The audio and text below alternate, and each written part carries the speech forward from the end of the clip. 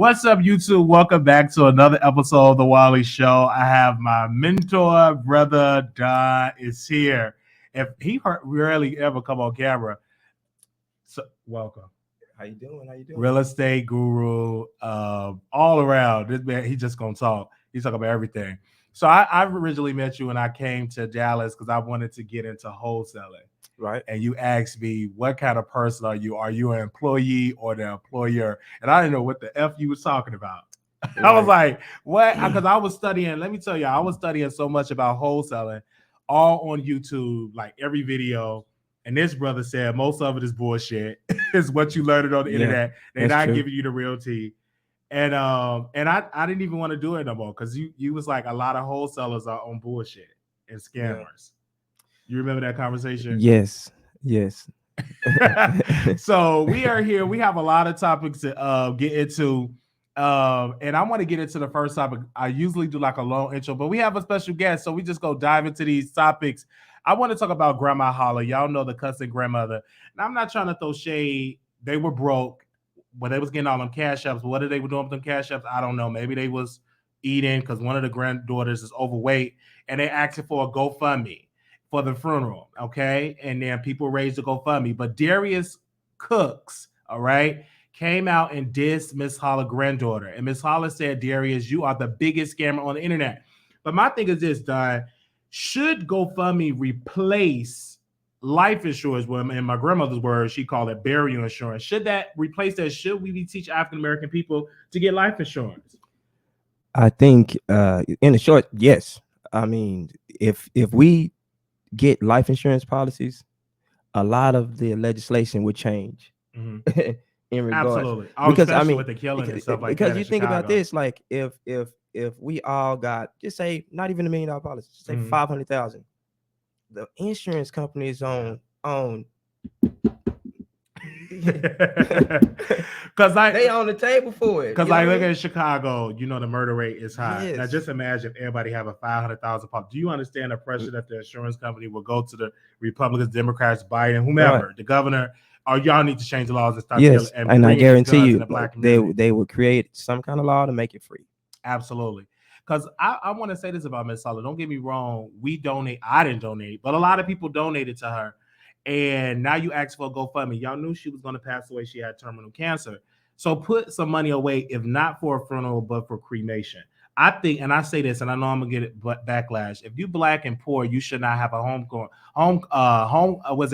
service at a big church. That's only for people that can afford it. If you can't afford it, cremate you, put you in the backyard, scatter your ashes in the lake, and be done with it. If you can't afford a big time funeral, don't have it. It is what it is. If you didn't have insurance, if you don't have insurance, don't ask the public to say, okay, let me cash app you. Let's put a GoFundMe. No, we must teach our people to get insurance. And like Miss Holla, she did all that cussing, didn't have any insurance. Now, she was once a young woman. She was in her old stricken years with cancer, but she was 20-something years old. So when you're young, it's cheaper to get insurance when you're younger.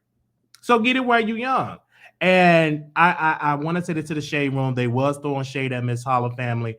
I get it. They are social media people. Once you got all these particular followers, if you do some effed up stuff and say, I can't afford the funeral, of course it's going to be gossip and news. Because the first thing people are going to say, well, what happened when we sent all them cash apps? What happened when we bought all them t-shirts? What happened when we go on Facebook?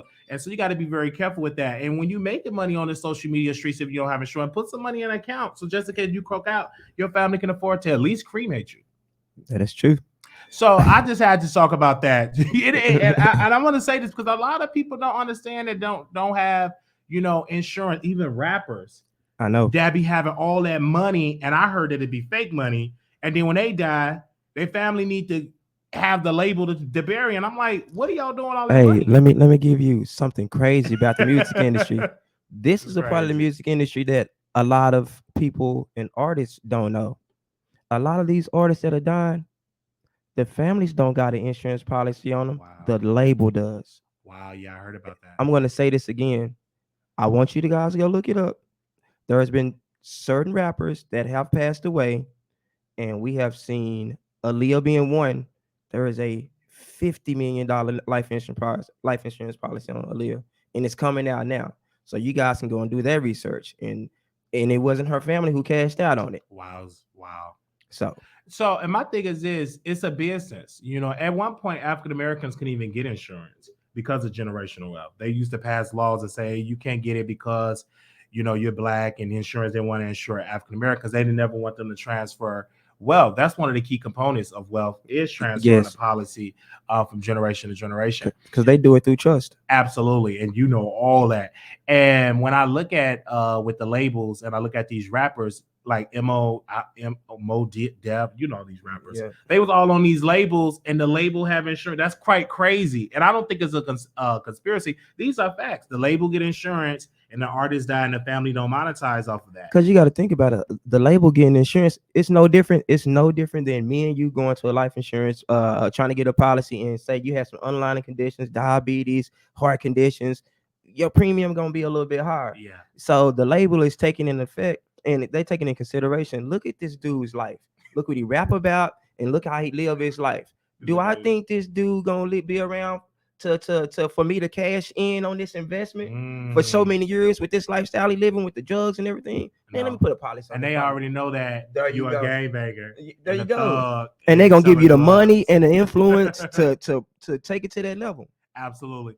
And I get that. And when I look at people like that, I'm like, no, like we talk about these rappers with the beefs and the gang culture, but it's the labels that monetize off of that. Mm-hmm. And they know if y'all kill each other, we're gonna sit back and monetize, and we pretty much own the masters, and we pretty much own the insurance and the rights of your music. Like, let's be clear, some rappers they did right by owning their masters, but the most average rapper out here, they don't have their masters. Nope. The label own everything. Mm-hmm. So, all right, rest in peace, Miss Holla, and her grandson did something crazy. He tried to raise her GoFundMe because he said, since the granddaughter getting some money, I want to GoFundMe, but his GoFundMe was taken down. So again, I'm saying, his GoFundMe was taken down. I'm gonna keep y'all updated on her funeral. I don't know if they're gonna live stream it, but again, I'm gonna miss Miss Holla. Now, did you see some of her videos? Yes, she was lit. Yeah, like she was lit. Like I remember, her granddaughter Helen was like, Grandma, they tired of you taking up R. Kelly. She said, oh, I'm so sorry, but that lady said she's gonna start following. She was like, bye, bitch. And like she would just cuss, and she would just cuss people out all over on the YouTube streets and on Instagram and on Facebook. So I'm gonna miss that part because I'm like, we missing that realness. And Miss Holla was real. She wasn't fake. So yeah, she was genuinely who she was. Absolutely. So just dropping my phone, this big ass phone that I got. I got the new iPhone, and I'm not used to having this big ass phone, and I'm still using the small one. Like this iPhone is like huge because I haven't had a Plus since the Galaxy. Okay, so make sure y'all hit the like button because we got a lot of topics that we're gonna get into. I want to dive into really quickly. Not Chrisean, please, right now. I want to get your thoughts on Young Thug because he's facing some years right now, and his crew facing some years. But ain't you think it's some fucked up shit that his crew is getting caught up with drugs at the courtroom? Like, who does that? Like, I've been in a court proceeding. And I never thought, let me bring my homeboy some drugs so he can get high, knowing that everybody is watching you. I just don't understand that. And then the mama is trash because you're bringing your son some drugs and he's facing some criminal charges, and there's more and also the mother is facing charges. So what's your thought? Do you think it's weird that they doing this effed up stuff when they facing time? It goes to show you the level of intelligence that they have. Like, think about it, like how they got caught up.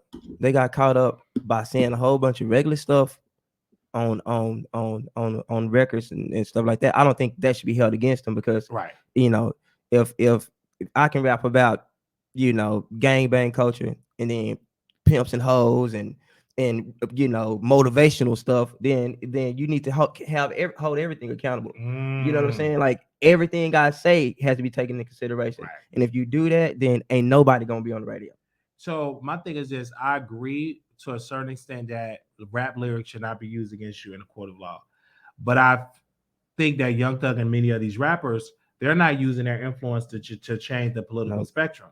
So they're not telling their people, hey man, go vote. Let's apply pressure to Senator so-and-so or Congressman so or state representative so them laws get changed, because in Georgia, they can lose them rap lyrics against them, and they're Yep. definitely doing it. And I don't think so because that's a part. Even though some rappers do live by what they talk It's still about freedom of in the lyrics, speech. but it's still freedom of speech. So just because I say I want to pop somebody on O Block or pop somebody in South Dallas, them lyrics should not be used against me Right. in a court of law. I really think it's unfair. But you know, Young Thug and them, I haven't seen them at no rally. I don't see them with no political structure. I don't see them funding campaigns or any of that. And so now you got to be at the mercy of the courtroom, hell, the mercy of the white man. And the crazy thing is that they can trace what you said to actual crimes that were committed.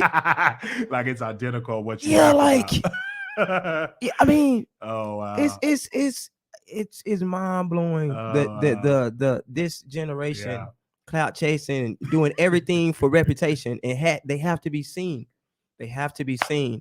And you know, you play stupid games, you win stupid prizes. Oh You know what man. I'm saying? So I it's quite funny that the prosecutor can build a case off of what you rapped about. Like that's so foolish. and the crazy thing is, like in the lyrics, you're saying this is what I did and this is how he died, and that's really how he died.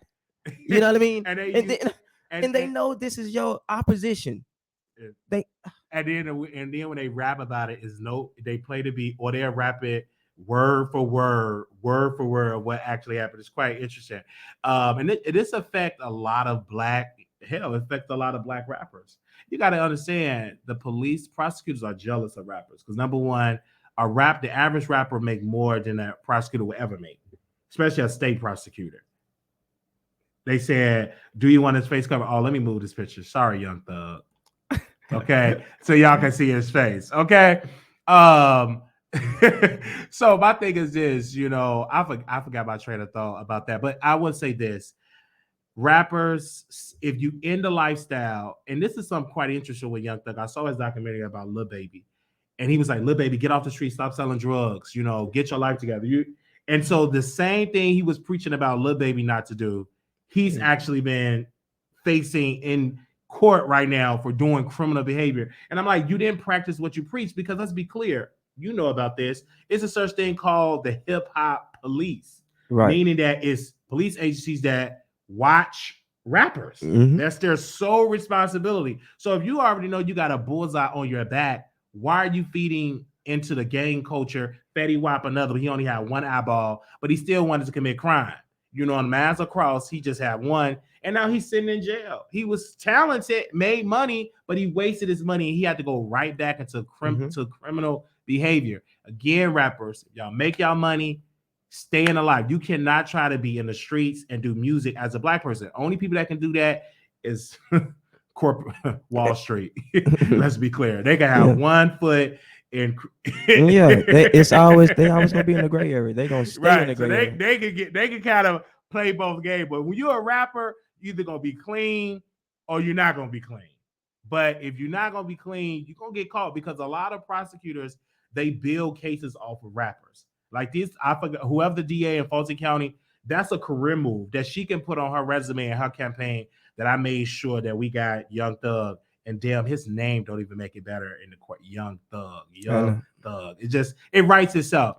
So think that Gunna was the second. I mean, just think about the crew. And let's talk about Gunna. Do you think he was a snitch? Because when 6ix9ine got out, snitch nine.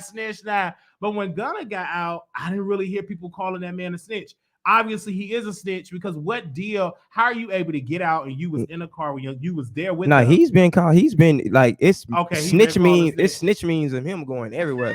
It's Lil Durk even got a song about him being a snitch. Really? Yes, like man. I didn't see you listen to rap. Yeah, so yeah, like they already going in. Like Chicago, everybody going in. Everybody going in. I mean, he ain't getting. Do you think he can make it? Like come back with it? Because 6ix9ine haven't done no record lately. Do you think he can come back and do well, I want to say yeah, because you can come back from anything nowadays, man. I mean, they got so much influence. It's like the Chris Brown Rihanna thing. Everybody kind of laid low on him for about a year or two. And then but he still really haven't came back. I think if he would have never done that, Chris Brown would have been. He would have been a juggernaut on the all the way. Super Bowl. Yeah. He would have been up there. I still think he got that stench of what he did to Rihanna, and they did that. Mhm. But again, gonna get it together, man. Do you think? Oh, let me ask you your prediction. Do you think Young Thug will serve prison time? Yes, I think somebody has to. Oh wow. So it's like with any other RICO case, um even if they let the toy soldiers go, you know what I mean? They got the sergeant, they got the what I'm saying, they got the Oh person, yeah. the lieutenant, the person who was calling all the shots. Because think about it, the only reason why they built it up, they had to build it up to make the evidence irrefutable Yeah, to that's convict true. him. Think about it. When RICO cases is a 99.8% conviction Oh yeah, rate. that's So mob. That's so when mob they right when there. they get you in RICO, bro, when they get you in RICO and they come down in your life like that, they got everything you can think of, and they got surprise witnesses because they gonna be inside your clique. Wow. So you think that some of his people that was with him that's gonna testify against him? Of course. Oh yeah. I mean, you gonna get the ones that stay down and they gonna, they gonna take whatever he get, or you know what I'm saying, how they 'Cause gonna go. But you gonna get the ones that, man, my life was worth more than what Young Thug was doing for me, blah blah blah blah blah. And they gonna Because if I'm facing 50, 60, 70, 80 and years, you in your 20s, come and on, I'm bro. in my 20s, there's no way I'm going to be telling on everybody. So that's why I never could be a banger or thug being in that culture, because if I get caught, I'm telling. Like I can't be down for 30 years with somebody. No, because they not gonna do it for me. And that's why I respect 6ix9ine. Like when it was time for him to tell, he told. Because that crew, they weren't loyal to him. And even though it kind of affected his career, because when the last time you seen 6ix9ine on the charts. Right. So we're gonna see about Young Thug. I do believe he's gonna go down for this, which is sad because, like I said, Yeah. Young Thug is extremely talented. And like I said, he was very vocal and to help Lil Baby get into the business. And now to see him go down like this is quite sad. And he's Yeah. young. He's not an old man. I think what dude is in his 30s, I believe. Yeah. I think he's probably just a shade over 30 Yeah, or it's somewhere quite like that. interesting. Like that's sad. Like you're gonna spend pretty much most of your young adult life behind bars, being some. I don't know if you're gonna be somebody baby daddy in there. I don't know. Probably so. Young Thug, he used to wear dresses, so I don't know. I don't know, but he's gonna be in prison. So that's my prediction. Now I'm gonna go to. Now I need y'all to like the video and share the video. We have my special co-host here, Mr. Don, is in the building. And we're going to open up with Q&A where y'all can call in if y'all want to call in and give y'all thoughts, because we have so many topics in here for you all to dive into in the comment section. Now, I want to get into Carisha Please. Now, Carisha Please says she liked golden showers. Okay. Yeah. Everybody just went through the roof with golden showers. Now, you married. Are you into golden showers? I'm afraid not, Wally. Hey, to each his own, to each his own, to each his own. But I've always associated pee with being waste that came out of my penis, and I don't want that waste on anybody else's body, let alone mine.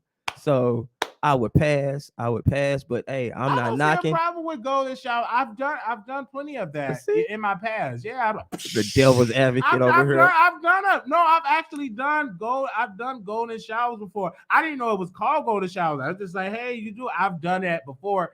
It's exotic. It's very doing in the showers. And it was the white guy that I used to deal with, and he wanted to do a golden shower, and it was something like that.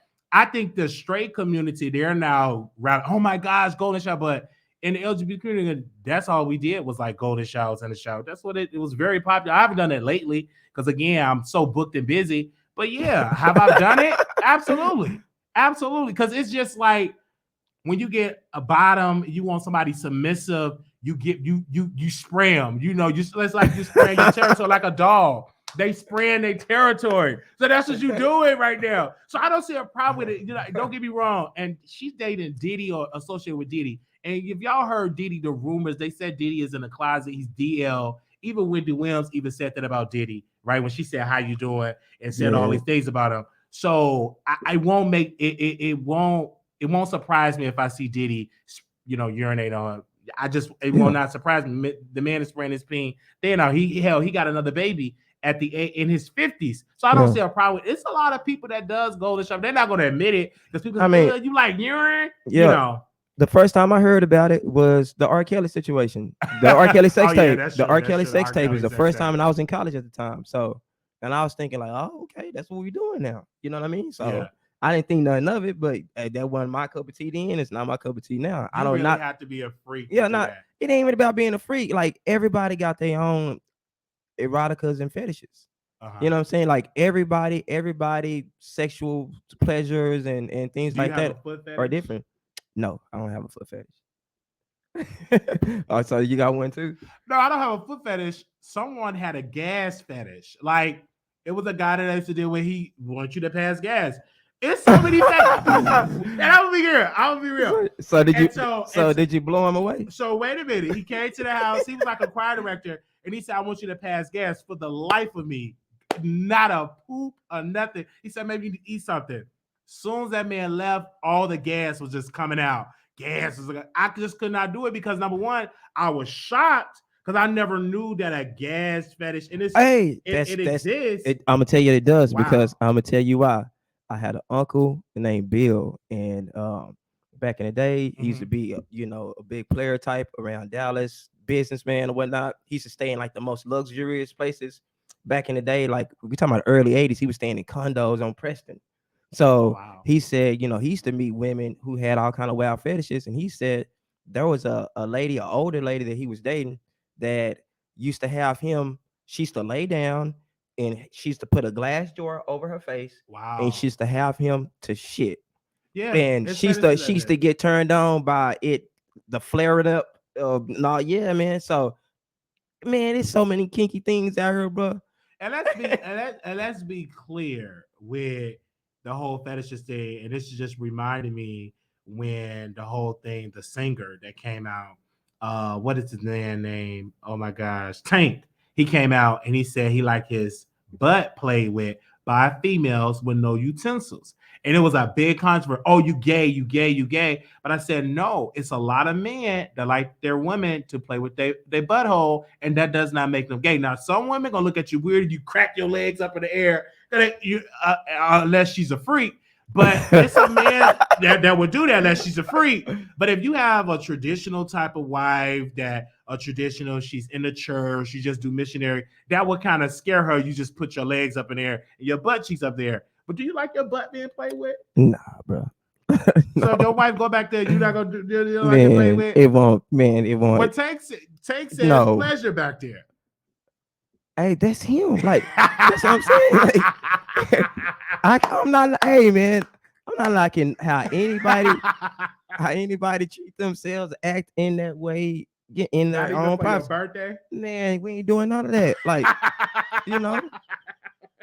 man. Like, honestly, man. Like no. Like, I'm real. Like, man. Like, I'm not. No. Like, nah. So that's just not for you because you are introduced to. Yeah, that's not for you. So I have to ask these some questions. So Chrisean, listen, I wish I had Diddy type of money, but if you like urine, to have a billionaire spraying his urine, that's great. Get the seed so you can have a check for 18 years and you get child support for the rest of your life. Like most of these chicks are doing now, getting these rich men, letting them get pregnant, and they're cashing in on it. Now, that was that. Now I want to talk about this whole Blueface and Chrisean. Oh my god. Yeah. I love this couple. I hope they make it, bro. I just love the toxic energy. Maybe because I love the thug culture, the toxic treating her bad. That's like a turn on for me. I like that. Her crying, will you do me like this, dude? You doing me like this? I just like that energy. But Chrisean came out and she announced that she's pregnant. Blueface came out denying it, said he's not the baby daddy. She slept with multiple dudes. It's not his baby.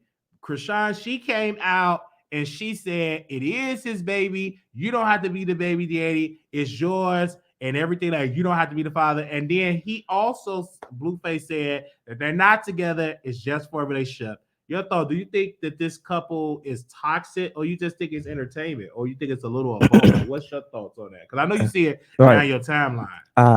I think it's a little bit of both, but I mean, baby girl just so broken. I mean, just real, man. Like she just so broken, man. Like she looking for guidance in all the wrong places, especially within a man.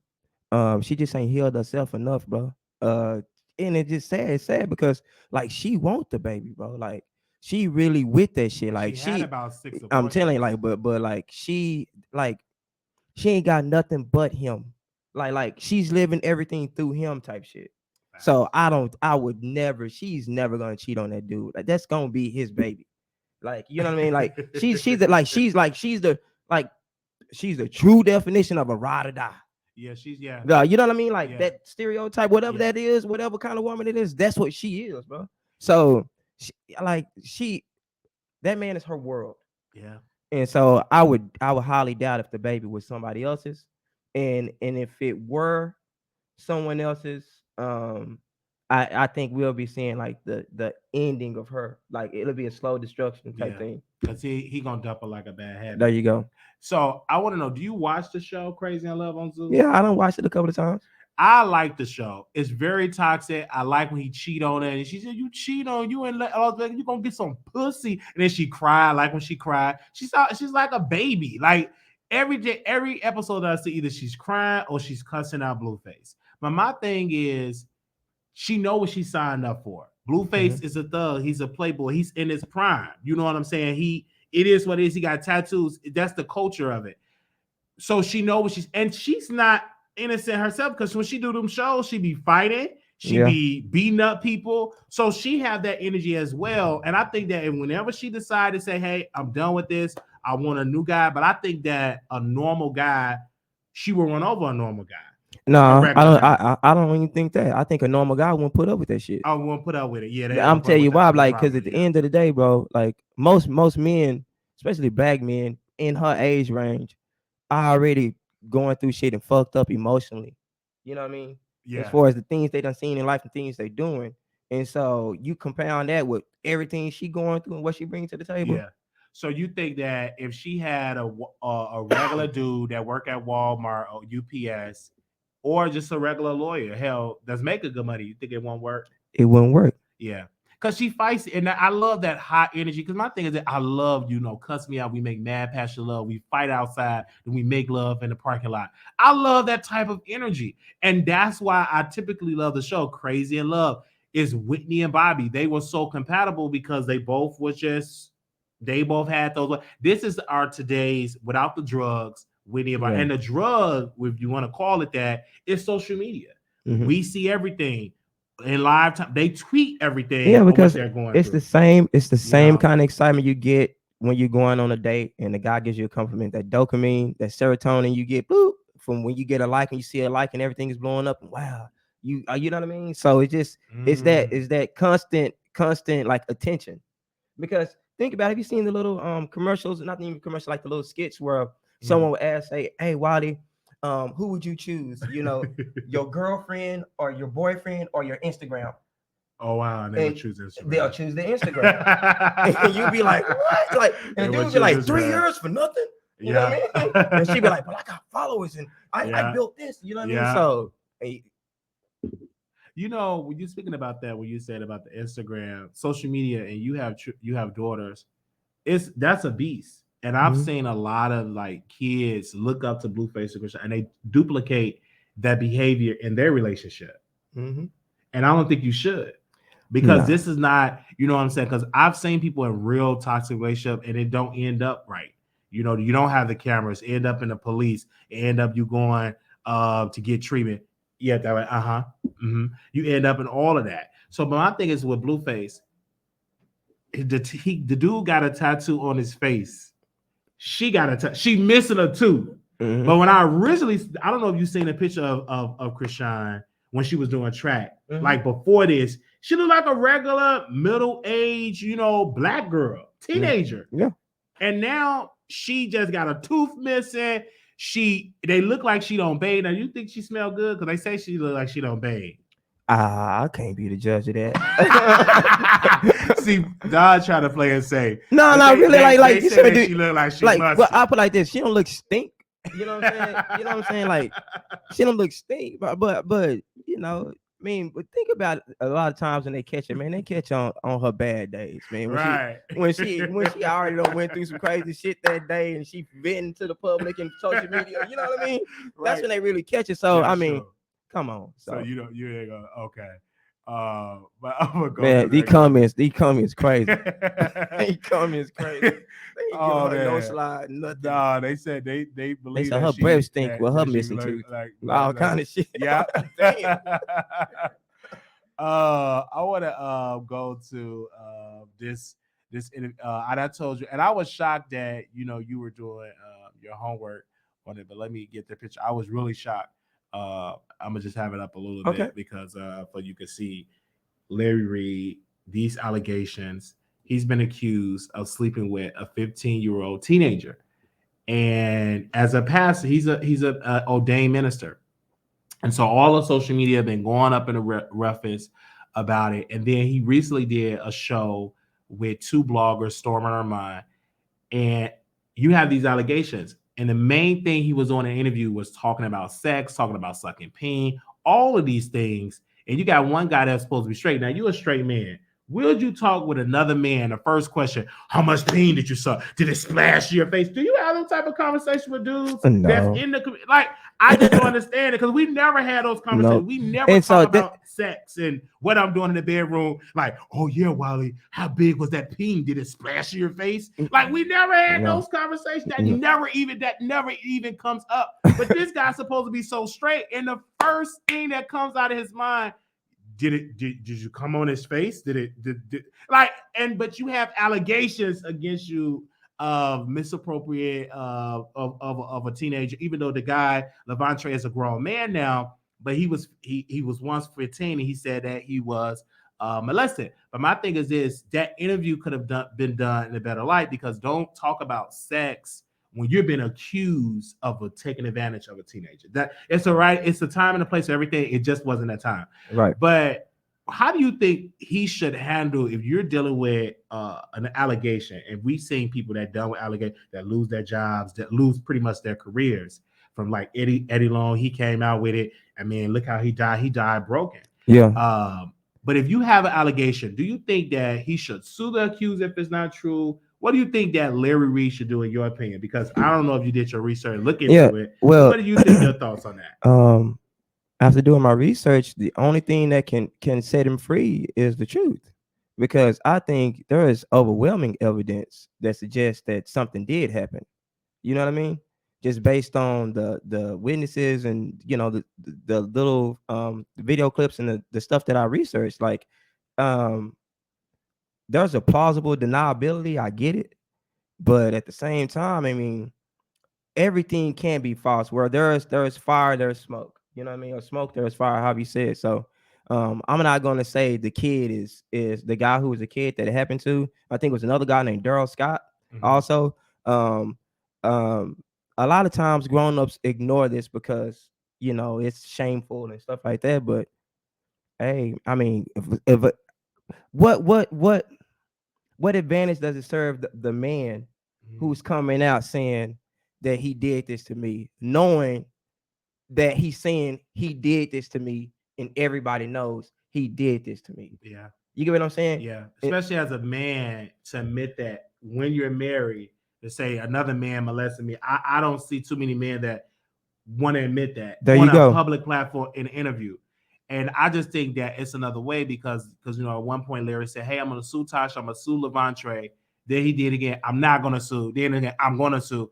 Like, I just want to say, and then when you're dealing with a crisis, you should have a PR team. Especially when you got money, and Larry Reid have money. I mean, the man got gold chains, he got cars, he got apartments, he got houses built from the ground up. That's the time that you have to pay some people. If you don't want to hire a white PR firm, but a black PR firm, to say, okay, bro, let's sit down, let's move strategically. Yep. But you just going on live talking about how much you love breadbasket, that's man booty hole, and how you love to suck on peen, and how your wife was a lesbian, and stuff like that. That ain't the time for all that. You really need to be moving around strategically. And him dragging the victim, Levantre, saying that he was funky, saying that he was obsessed. I just don't think it's great. Now I'm gonna send you the information because part 2 is gonna air tomorrow on Tasha K Live, and it's gonna be his mother. Okay. Then part 3 gonna be his wife.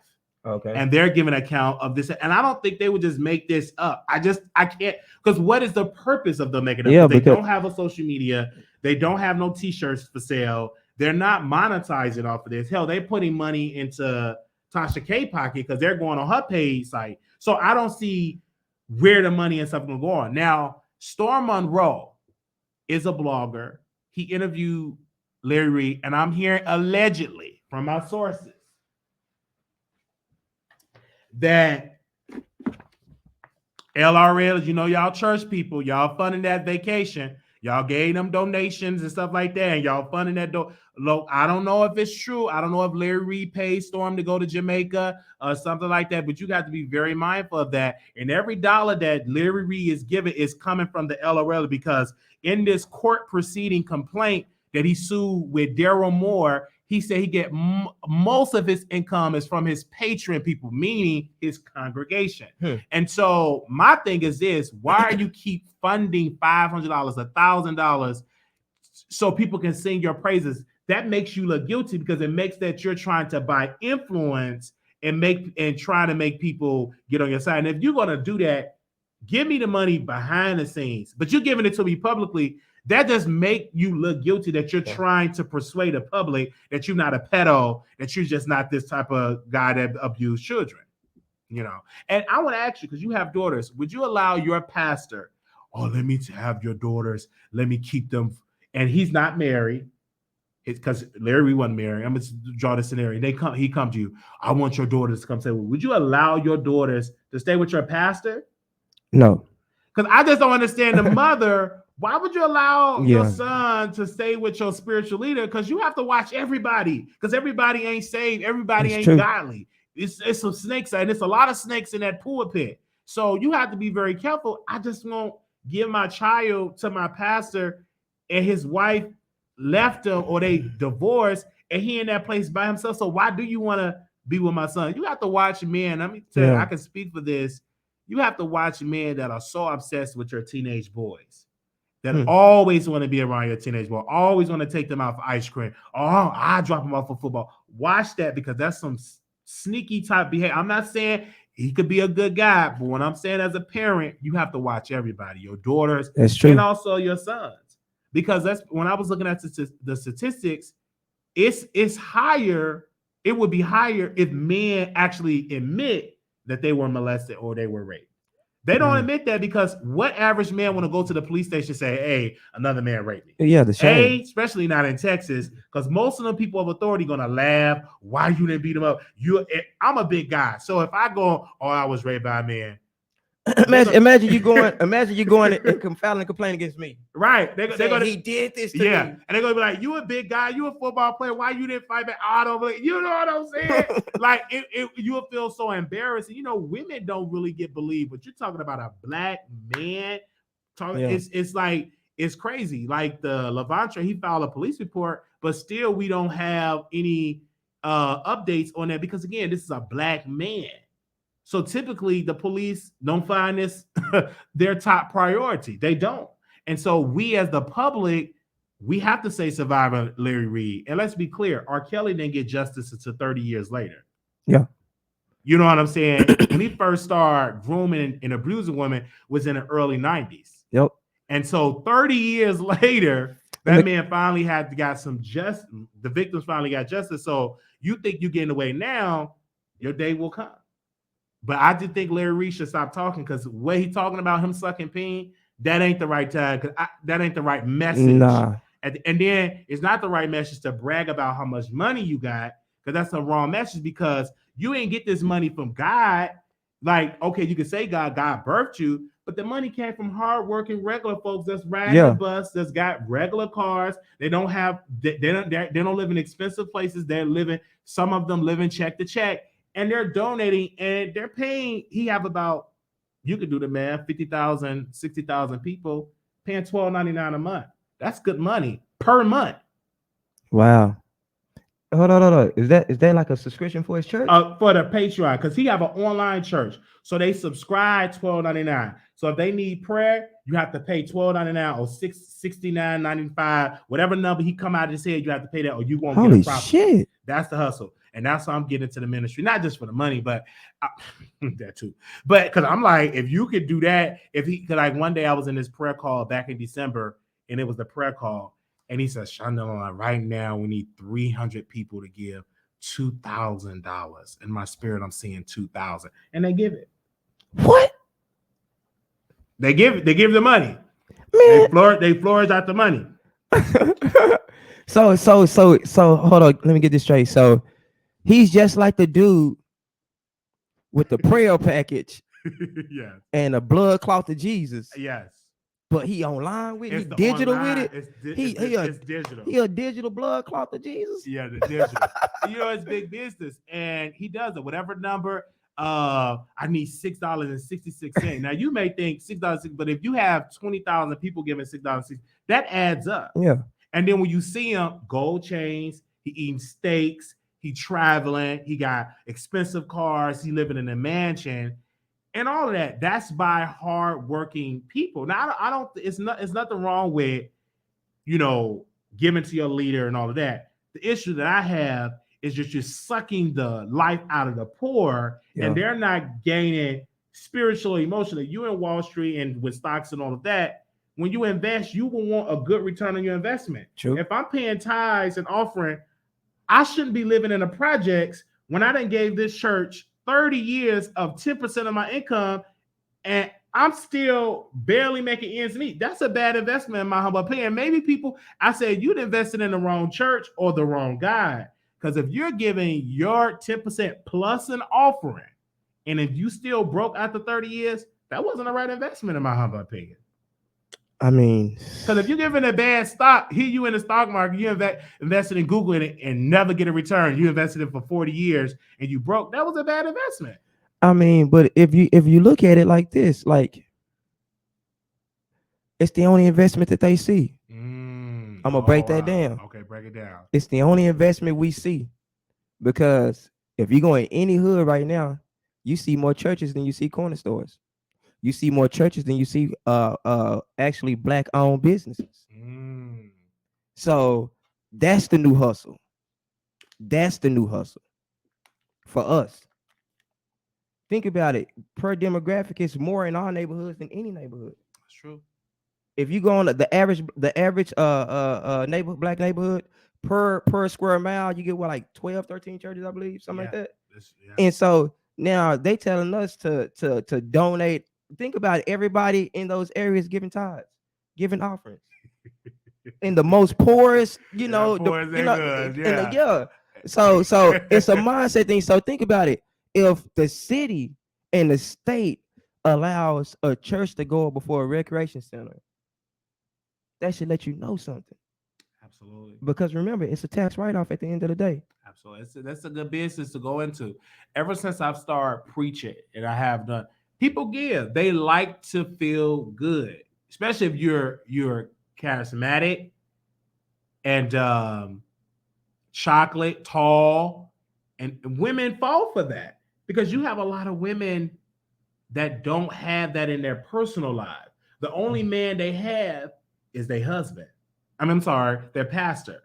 So the only masculine type of energy that's true is their pastor. So that's why they be on the phone with them. That's why they call. Even me doing this show, I get a lot of calls from women that don't have men in their lives. I'm a good guy, but if I was a scammer, I would be living in a penthouse. You would be driving up to my mansion because I know how to talk that language to get it. I'm just a good, hardworking man that I can't do that. I like to work for myself. I don't like to prey on poor people, but if I wanted to do it, I could do it because I know what to say to these women, particularly black women, give them what they want to hear, and they will continue to give into you. And then you use them fear tax. Sis, that wig gonna blow off your head if you don't give me that that tithe and all. And they give it to their pastor. They do. Your babies need to eat, but you're giving your pastor his $600 for his pastoral anniversary. And then you looking like, damn, my kids ain't got nothing to eat. Well, God had take care of it. God took care of it. You gave it to your pastor. Yeah, but I'm kind of conflicted with that because I'm putting it to you like this. Okay. At the end of the day, I can't judge what you give and how you give and where it's coming from in your heart. But if you in your heart are genuinely giving without expecting anything in return, those people are getting their blessings 10 times over. They don't see it and they don't talk about it. Well, I understand that. My thing is this: if you're giving your 10%, if you can afford to give into a church, then give. But if you're going through a financial bind, you want a fixed income, I think that you need to go another way. And I don't think that church should require you to give. Like my grandmother, she gave so much into the church, and her house was the most raggedy, mice infested home out of the entire congregation. But she was a faithful giver. Right. And I won't say, grandmother, to myself, I think that's the wrong investment. I agree. Because I invest so much in my show, I get the return. This is why we got this computer, right? The light, because the audience receives it. So I'm investing in a good ground. Right. But if I was doing a show, I'm homeless, can't afford, I need to go into another business. So if you can afford to do it, if you're doing good and you're getting a return on it, then great. But if you're doing something for over and over and over and you still broke, but you still giving to your church and your pastor living good and you live in a little shack, that's an issue. Yes. That is a huge issue. And these churches, they get a tax write-off. So they don't have to even pay taxes. And they don't even have to pay light bills in some cases. Wow. And see, that's what I'm saying. Like, that's crazy. They living good. And the only thing they don't pay property taxes, none of that. All the thing they're doing is talking and telling you about the Bible. That's it. And a lot of people question the Bible and be like, well, is this real? Because let's be clear, let's go back to slavery. The scriptures that they told the slaves obey your master, because this is how you get into the kingdom of God.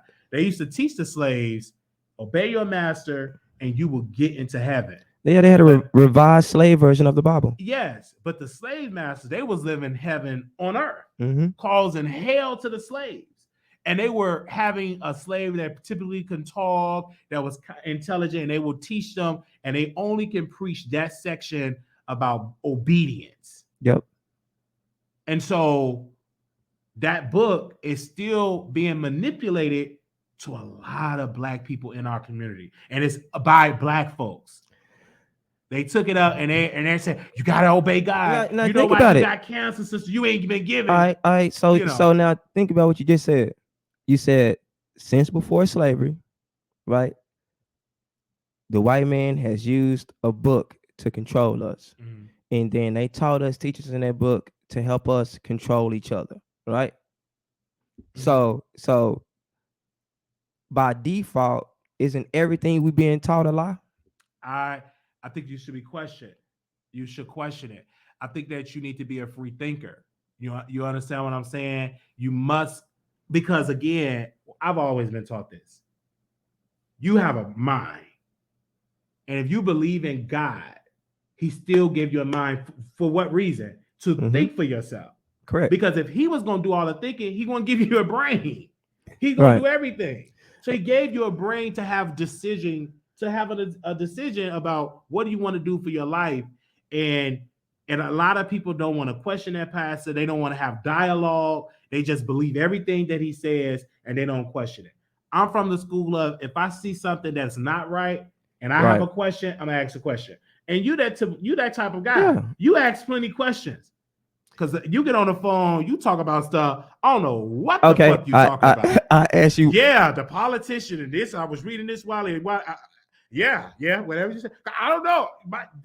Your skill set is book like way up there. And I'm like, bring it back. And then when I saw what you did, I'm like, okay, I get it. But wow, you read a lot of books. Like let me say this: the topics. I didn't even know you did. Man, you did the research. Yeah, man, he did. Yeah, he did that.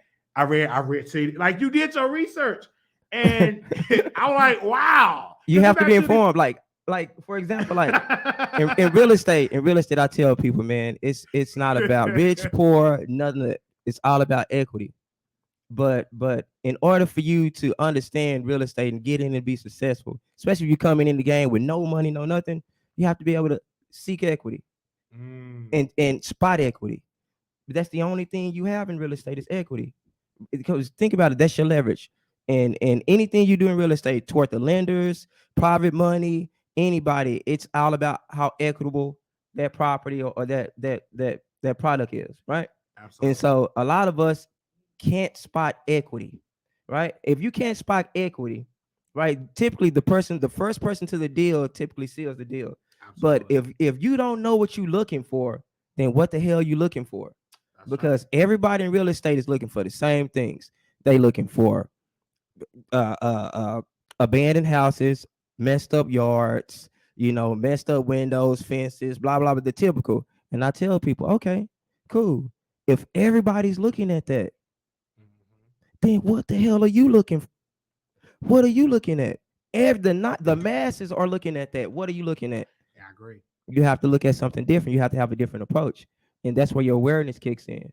You know what I mean? I want to say because this is done, and you're such an expert into real estate. Whatever conversation you have with my mother, her mindset is on real estate. Yeah. She's in school trying to get her real estate license. And she was like, "Let Don know this is what I want to do." And a lot of people have to understand that it's like a monopoly. We must get into that because we still gonna be playing chess pieces moving around. But it's not just about selling a house. You got to know about zoning. You got to know about this and that. It's so many layers in that. And I remember me and my grandmother many years ago. It was something about grants and real estate, and it was an info commercial. So we went, and he didn't say nothing. And then at the end, well, give me $1,000, and I'm going to tell you how. And we didn't have the 1,000. I'm like, man. And so years later, when I had a conversation, she said most of the shit they teach you about real estate in them seminars are bullshit. They will never tell you the right answer. Because if they tell you the right answer, there's no need for them to be in business Exactly. to do those And so seminars. then I think about it. What I told your audience earlier today about equity. How many real estate gurus are going to tell you that's what you need to look for? First and foremost, I don't give a damn what you do in real estate. You need to know what you're looking at. Absolutely. How do you know what's worth anything if you don't know what you're looking for? First, true, you know what I'm saying? So, that's and true. then I'll take it a step, just a tiny step further. Now that you got what you're looking for, you have to know, what can I do with that? What can I do in said neighborhood? What are the rules and regulations in this neighborhood? What is the zoning, code and compliance, and city ordinances that are going to affect me in this neighborhood? When you get into that, then you start playing Monopoly. And you know what I'm saying? So when you start playing Monopoly and you start beating these people at their own game, because I tell you, you can't stop gentrification. But what you can do, because it happens every 30 years, and it happens through zoning. Remember, it's going to have about 5 or 6 zoning changes going to have to happen for it to actually come in full effect. But these zoning changes happen when politicians get put on in our neighborhoods. These county city commissioners and things like that. These people are the lobbyists that are poisoning our hoods. It's not the white man, none of it. It's the black man, the white man put in place in our hoods to pretend like he for us or she for us, and they really not. And so when you start breaking it down, you start, if anybody and all y'all doing real estate right now, you ain't gotta take my word for it. All I want you to do is this: start looking at the zoning. Start looking at zoning. If you start looking at zoning, you'll get the game. That's what the gurus scared to talk about, because they don't get into that niche. They scared because when you get into zoning, you can open Pandora's box and you follow the money at that point. You don't even give a fuck about what's in the neighborhood. Excuse my French. You don't care about the neighborhood. You don't care about none of that. All you care about is where the money is going. And when you see where the money is going, you see where they allocated these funds for, and who they allocated those funds for. And a lot of times they don't be in our best interest. So when you talk about zoning, for the people that don't know what that is, what is zoning? To break it down in a simpler term, it can. because I know it's complex. Well, it's really not complex. Oh, it's not complex. No, See, I no, don't no, know. no. So I'm like, taking note. I thought it was complex. no, Trying to no. talk. So Okay. what? There's different phases, Okay. and so I'll put it to you like this: all the zoning in North America is the same. Okay. So from Mexico all the way up to Canada, the zoning on the North American plane is the exact same. The only thing changes the numbers. Okay. So the same zoning codes we have in Dallas, same codes they can have in Mexico, same codes they can have in Canada. The only thing that's changed the numbers Okay. in which associated with it. Okay. And so the only thing we need to look out for is when the zoning change to affect our schools and our streets. Okay. Schools and streets. Because remember, in order for you to move us out the neighborhood, you gotta what? Straighten up the streets, and then you gotta promise better school for the people who coming in. If you don't promise better schools, what they do? Build a charter school. Yeah. Right? Mm-hmm. So that's the only thing you gotta look for in the simplest form. That's it. Do you think that more, because like my mom is in it, do you think more of us get educated about real estate? Yes. Because I was reading something on the news that banks finance low income housing. They're secretive about it, but they get they get tax write off to do that, and they're funding it in crime infested areas. It's called opportunity zoning. Yes, Opportunity zone funding. So I'm like, wow. But they also supposed to help give loans, but it's like a loophole that if they give out low income housing, they don't really have to give a loan out to a person, and they still get those tax credits from the government. I'm like, this is weird. This is because crazy. by definition, low income housing is against the law. Wow. Break that down. You know what I'm saying? Because think about who it affects. It doesn't affect any. It doesn't. No, it doesn't help anybody in the low income neighborhoods. Mm-hmm. Because when you create low income housing, what do? You push the low income people out of the neighborhood and bring in more low income people. So what are you really doing? Absolutely. And then, and what I look at it, what program to get you out of low income?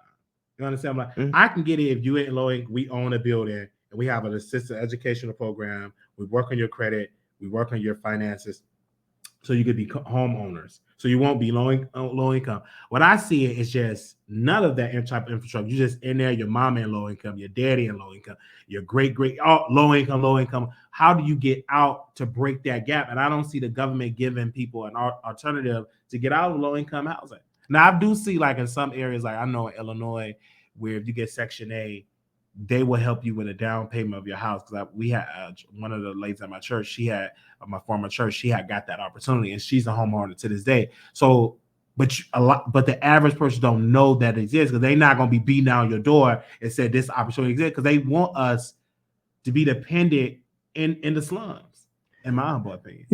And so that's the thing, like.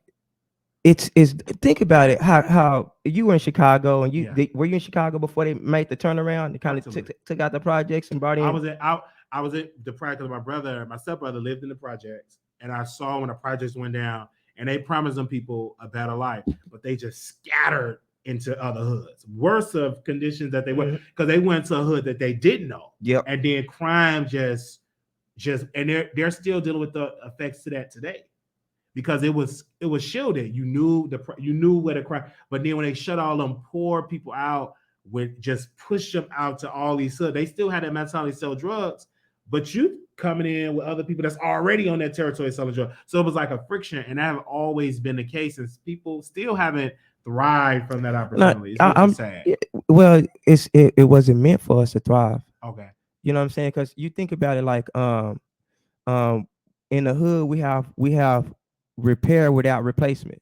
I'm gonna say that again. In the hoods, we have repair without replacement, and what that means is, in the hoods or anywhere where they want to gentrify and get us out, what they'll do is they'll come and repair a few buildings. They might replace a few buildings every 2 or 3 years, but the growth is so slow and gradual, it's subtle, we never see it.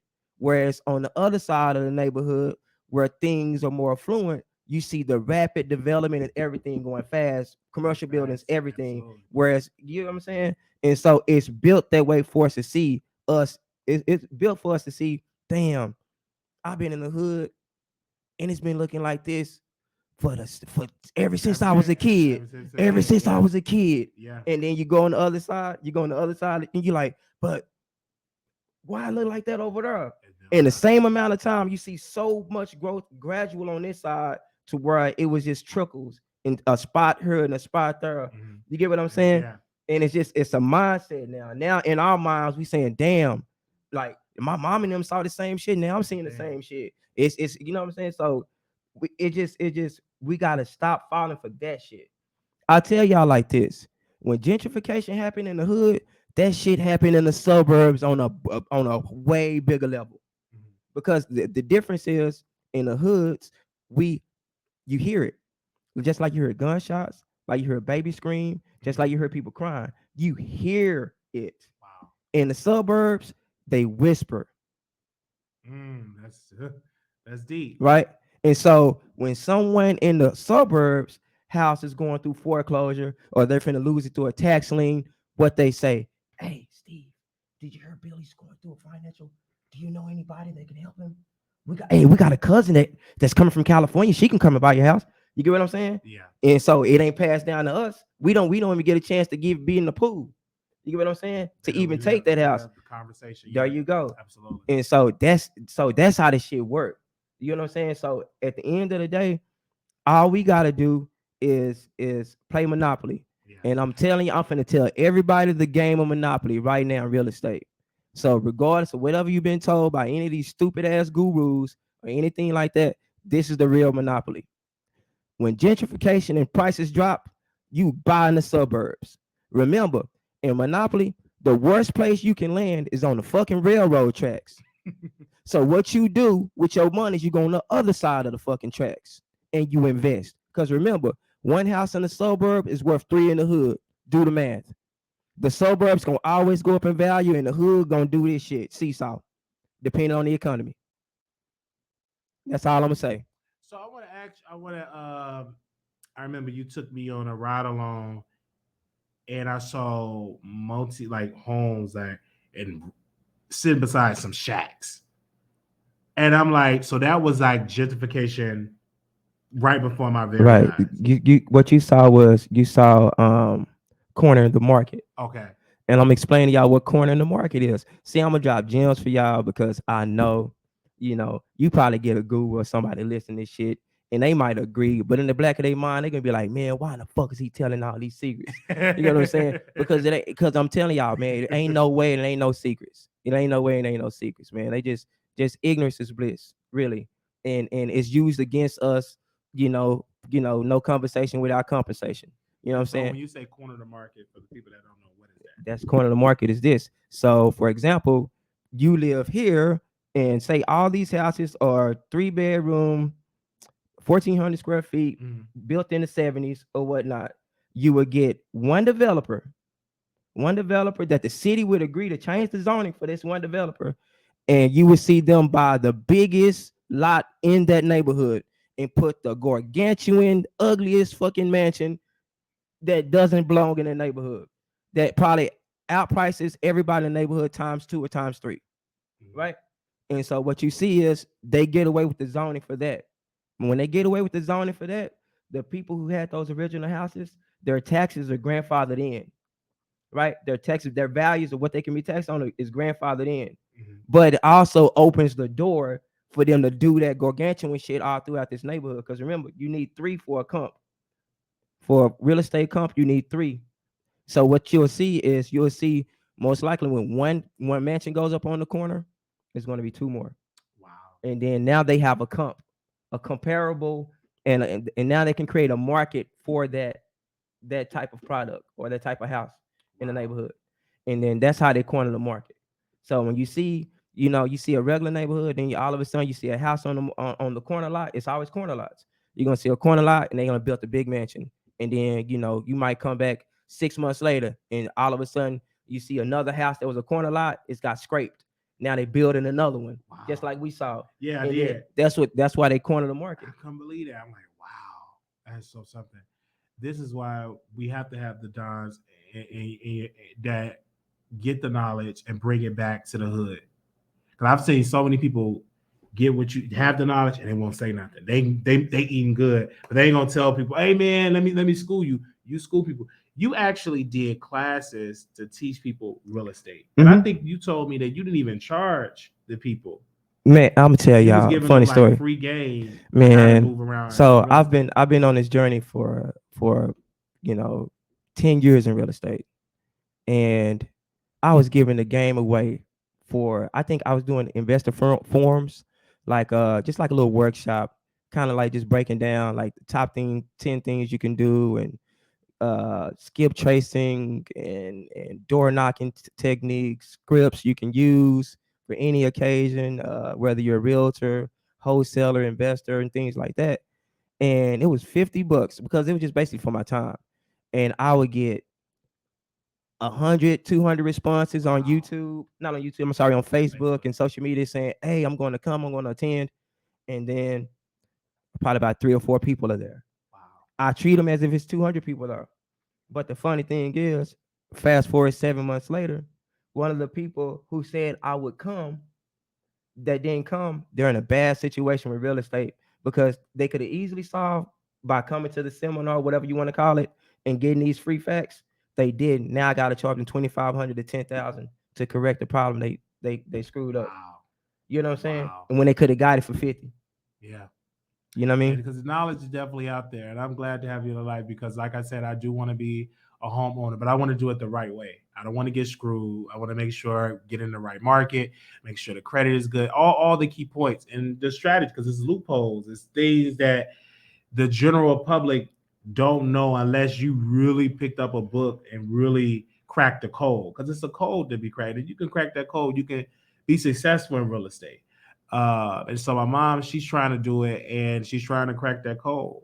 But you had told her you got to be careful, network with people, and watching a lot of YouTube channels, because they're selling you a bunch of bullshit. Yeah, because the easy, man, like tell you, like if you're gonna get in real estate, it's best if you just come in with no experience at all, just literally just none at all. I have no experience. Yeah, just no experience, like because I'm gonna tell you why, because past experiences have jaded so many investors. Wow. Past experiences and bad experiences, like losing their 401ks, their Roth IRAs, because you're investing in the bad, because at the end of the day, you're going to work. If you go to like a 3-day workshop or a 3-day seminar or a 1-week seminar, I'm telling you straight up, you can't learn this. You can't learn this in 3 days, or so it's a lengthy. So time. It basically, like, you're paying somebody that's going to tell you what to do. Like someone I'm telling you the 5 steps. I'm going to tell you how to be successful. I'm going to show you the 5 steps. I'm going to show you how to be successful. He didn't say he's going to help you implement that shit. That's the part.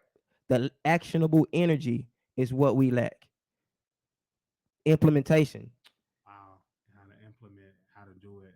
All he told you was the shell of it, but the inner workings of it, can't tell you. You get what I'm saying? So, because if he tell you, there's gonna be no need for him to be in that business. Right, and not only that, because if he tell you, he can't charge you. Oh, that's true. I'm gonna say that again. If he tell you, he can't charge you for what you don't know. That's true. That reminds me with the slaves, when they couldn't read, that it was against the law.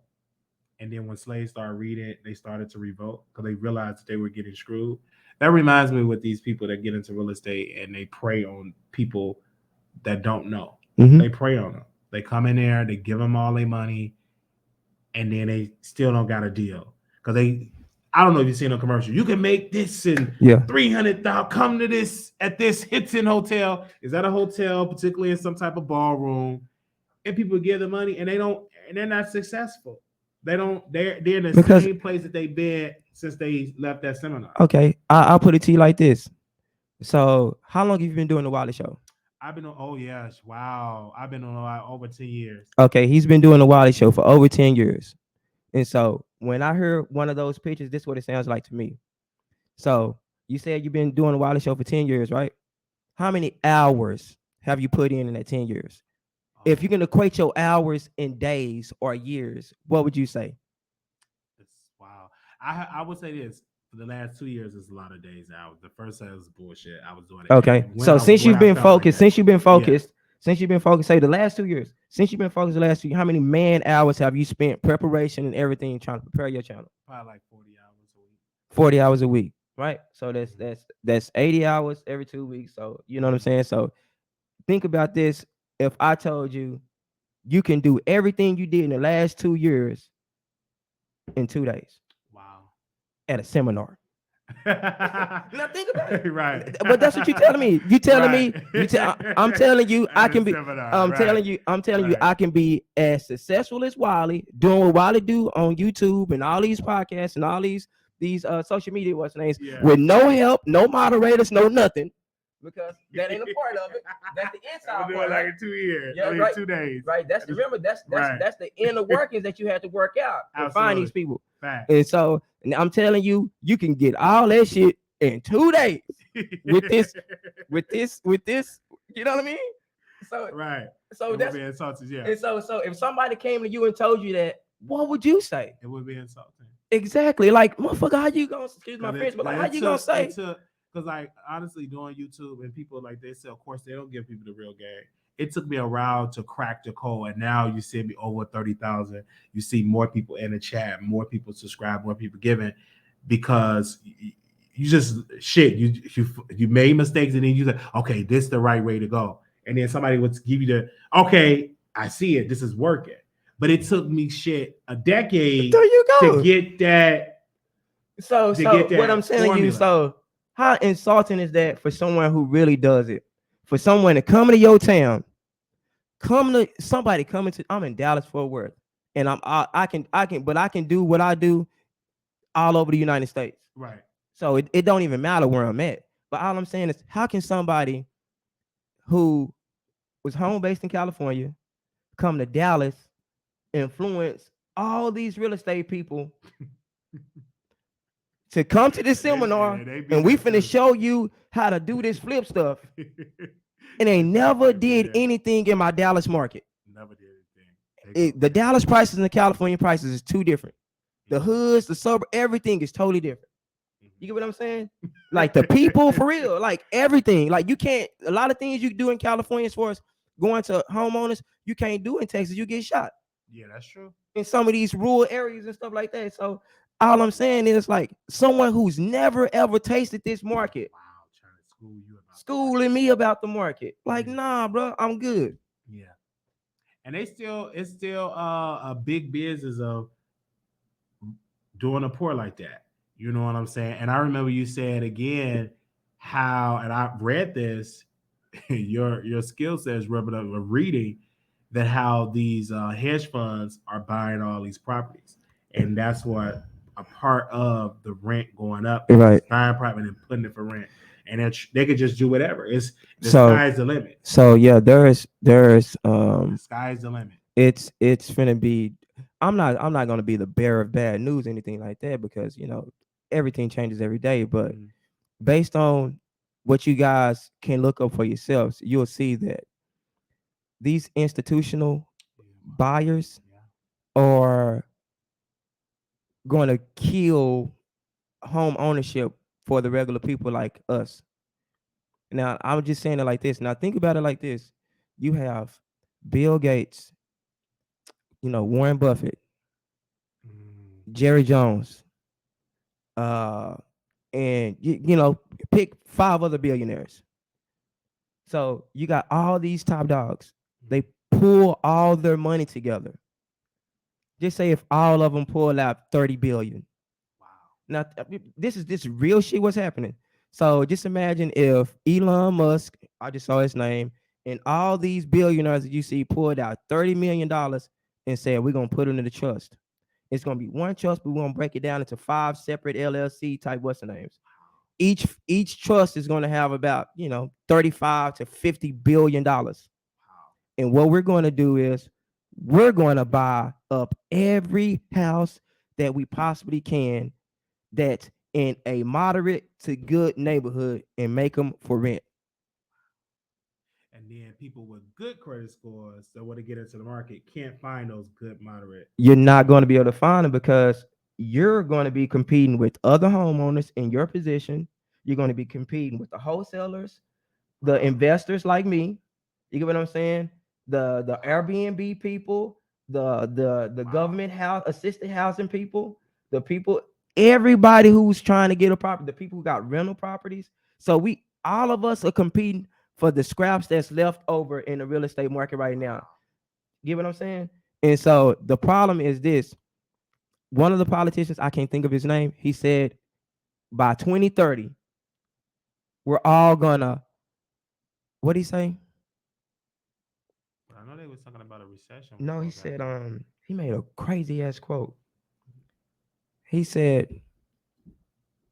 we're gonna own nothing and be happy about it. We're gonna own nothing and be happy about it. I think that was George Soros. I can't, don't quote me on the elitists that said it, but they said something to the effect of that. Mhm. And you see it in the market right now. You see it in the market right now. Wow. Like at the end of the day, if you look at the Dallas market, that the houses are overpriced anyway. But the big elephant in the room to me is in February, we have about 8 million houses coming up for foreclosure. The eviction moratorium ends. So you think that it's going to be 2008 type of crisis that happened? Oh, it's gonna be way worse. Oh, it's going to be way worse. Way worse.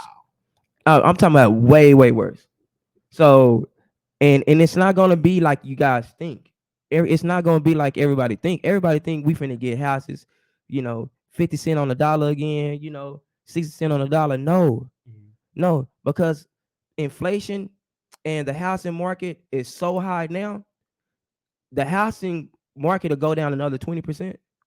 And so you're talking about we're gonna get deals that are foreclosures that's gonna be 70 cent on the dollar, 75 cent on the dollar. And those are gonna be deals. Whereas before, that was your buying price. Wow. You get what I'm saying? It's not really a deal. So it's not really a deal, but it's the market being normalized. So the market going back to normal prices, basically what the houses are normally worth without this hyperinflation. And so many people bought during the hyperinflation that they're gonna lose equity in those houses. A lot of people who bought houses in 2020 and 2021, houses have lost value of $70,000 to $100,000. That's equity you're not getting back. And guess what? Now your ass upside down, and that bank ain't finna redo nothing. They got you where they want you all over again, like 2008. It's a cycle, bro. You know what I'm saying? It's a cycle. And so you just gotta prepare your mind for what your eyes gonna see. You know what I'm saying? And that's it. We definitely gonna bring you back because, like I said, this is a very complex because we've been talking about a lot about high rent. The rent is high. I get all these complaints. High property taxes, mainly the rent. People say they can't afford it. I was looking at a story. A guy, he have a master's degree, worked for the city, with some part of Florida, can't afford rent, and he makes $20-some an hour. So this is a crisis, not only affecting Black people, but it's affecting white America, everybody, middle class, anybody, right? They really can't, and it's hard to find. And they say it's a shortage of affordable housing in this country. So, and now that you got the hedge funds and now you got all them people buying up property, they're making the issue that was already worse, just make it even. Yes, I'll tell all of you guys that try not to get an affordable house. Just if you can, and you have to pay a little bit more money, get outside of the affordable houses, and I'm gonna just tell you why. Even if they're brand new built, I'm gonna just give you guys the game because this is what you really need to know. So even if a house is brand new built and you're living in a brand new build community, FYI, if it's affordable living, the quality and condition will be excellent. I'm gonna say that again. The quality and condition of the property will be excellent, but the build quality will be bad. Wow. So that's the issue with that. So for example, like 10 years ago, 15 years ago, you can get a 3-bedroom, 2-bath for about 120,000. They're doing the same thing using 120,000. You can say worth in bill costs for houses that they're putting on the market for 200,000, 230,000. So you buying these houses and they look really good and everything, but you know. So what about like people that say I'm listening to you, but I'm ready to buy. I need a place to stay. So you telling them not to buy or to sit it out? I just tell anybody, if you're in a position to buy and it's at the price to where you can afford and you can kind of offset some of the equity you're going to lose, being that this is kind of a downtrodden market right now, I say go for it. If you can do anything that satisfies you and what you do and how your pockets go and how you find, if you're financially able to do it, I say do it. What I say is, if the deal works for you, it works for you, but don't overpay for anything. Okay, I agree. So we have to get you back on.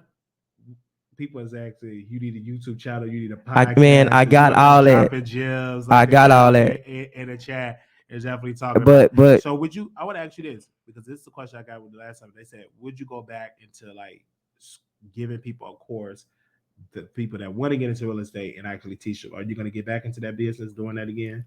Yes, I'm definitely. Well, I'm going to do it through you. Yeah. And so, like, there's so many people like they was like, is he gonna do it again? Because like they so so many questions. So I'm gonna do it through you, and I do got a couple of YouTube channels. I really don't use them because I was doing a lot of stuff. I do a lot of stuff on the Clubhouse app. If you guys on Clubhouse, just go to Clubhouse and type in Rebellion Radio DFW, and then you'll see the name OG. You can drop it for them if you want to. But you got the link. Can you text it? You got the link on that? Yeah. Oh, my phone died. Okay. But I'll send you all that stuff. And but I want to what I want to do is I want to exclusively market and promote myself through the Wiley Show. So I come on as I end up being just a regular guest instead of a special guest. But I want to do it that way. Kind of help Wiley. Wiley been helping me a lot, man. I've been riding with him, so I'm gonna have Wiley and some of his moderators and everybody. Y'all can help me out if y'all want. I'm not good with the help stuff, man. I'm just telling y'all, to be honest with you. So I'm a profit dude, man. So you're a private dude. Yeah. Like you just go goals. Like one day you be on Facebook, next day, poof, gone. Yeah, because I'm telling you, because I help out homeowners and stuff, man. Like so. Okay. Like if I pop up in your neighborhood, and what I do is I probably talk to the elders. Okay. And then I get the elders the game, and then they'll pass it, and I'll pass that down to like, especially all the young kids, teenagers. I'm always in their ear, like, hey, if you're trying to get the bag, do it this way, or you trying to do it, do it this way. Trying to, you know what I mean? So, I don't know. If y'all can help me out and create my channel, I greatly appreciate it. I'm gonna verify and share your Clubhouse because you still got it up there, right? Yeah. I'm on Clubhouse and Fanbase. Let me go on my Clubhouse and see if it pulls up so I can drop it in there because they're gonna be asking me a billion questions. How old am I? If y'all can guess my age, if anybody in here can guess my age, I start my YouTube channel ASAP. Like I go into by the end of this weekend, I have it done. And that's yours right there. There you go. If anybody can guess my age. Yeah, so I'm gonna drop it right now so y'all can get into his Clubhouse. Because so when you're gonna do a room, it's you just have to subscribe in a second because whenever you're gonna do, because you don't have a schedule on that. So okay. Yeah. Oh, they somebody said 32. Don't tell them. All right. All right. Hey, I'm gonna tell y'all like this. Like, I look like this because my light resonates through me. Mm-hmm. So I'm just being real. My light resonates through me. And so, because when I first met you, I'm like, you got kids? I thought you was like a teenager. Yeah, and I started laughing.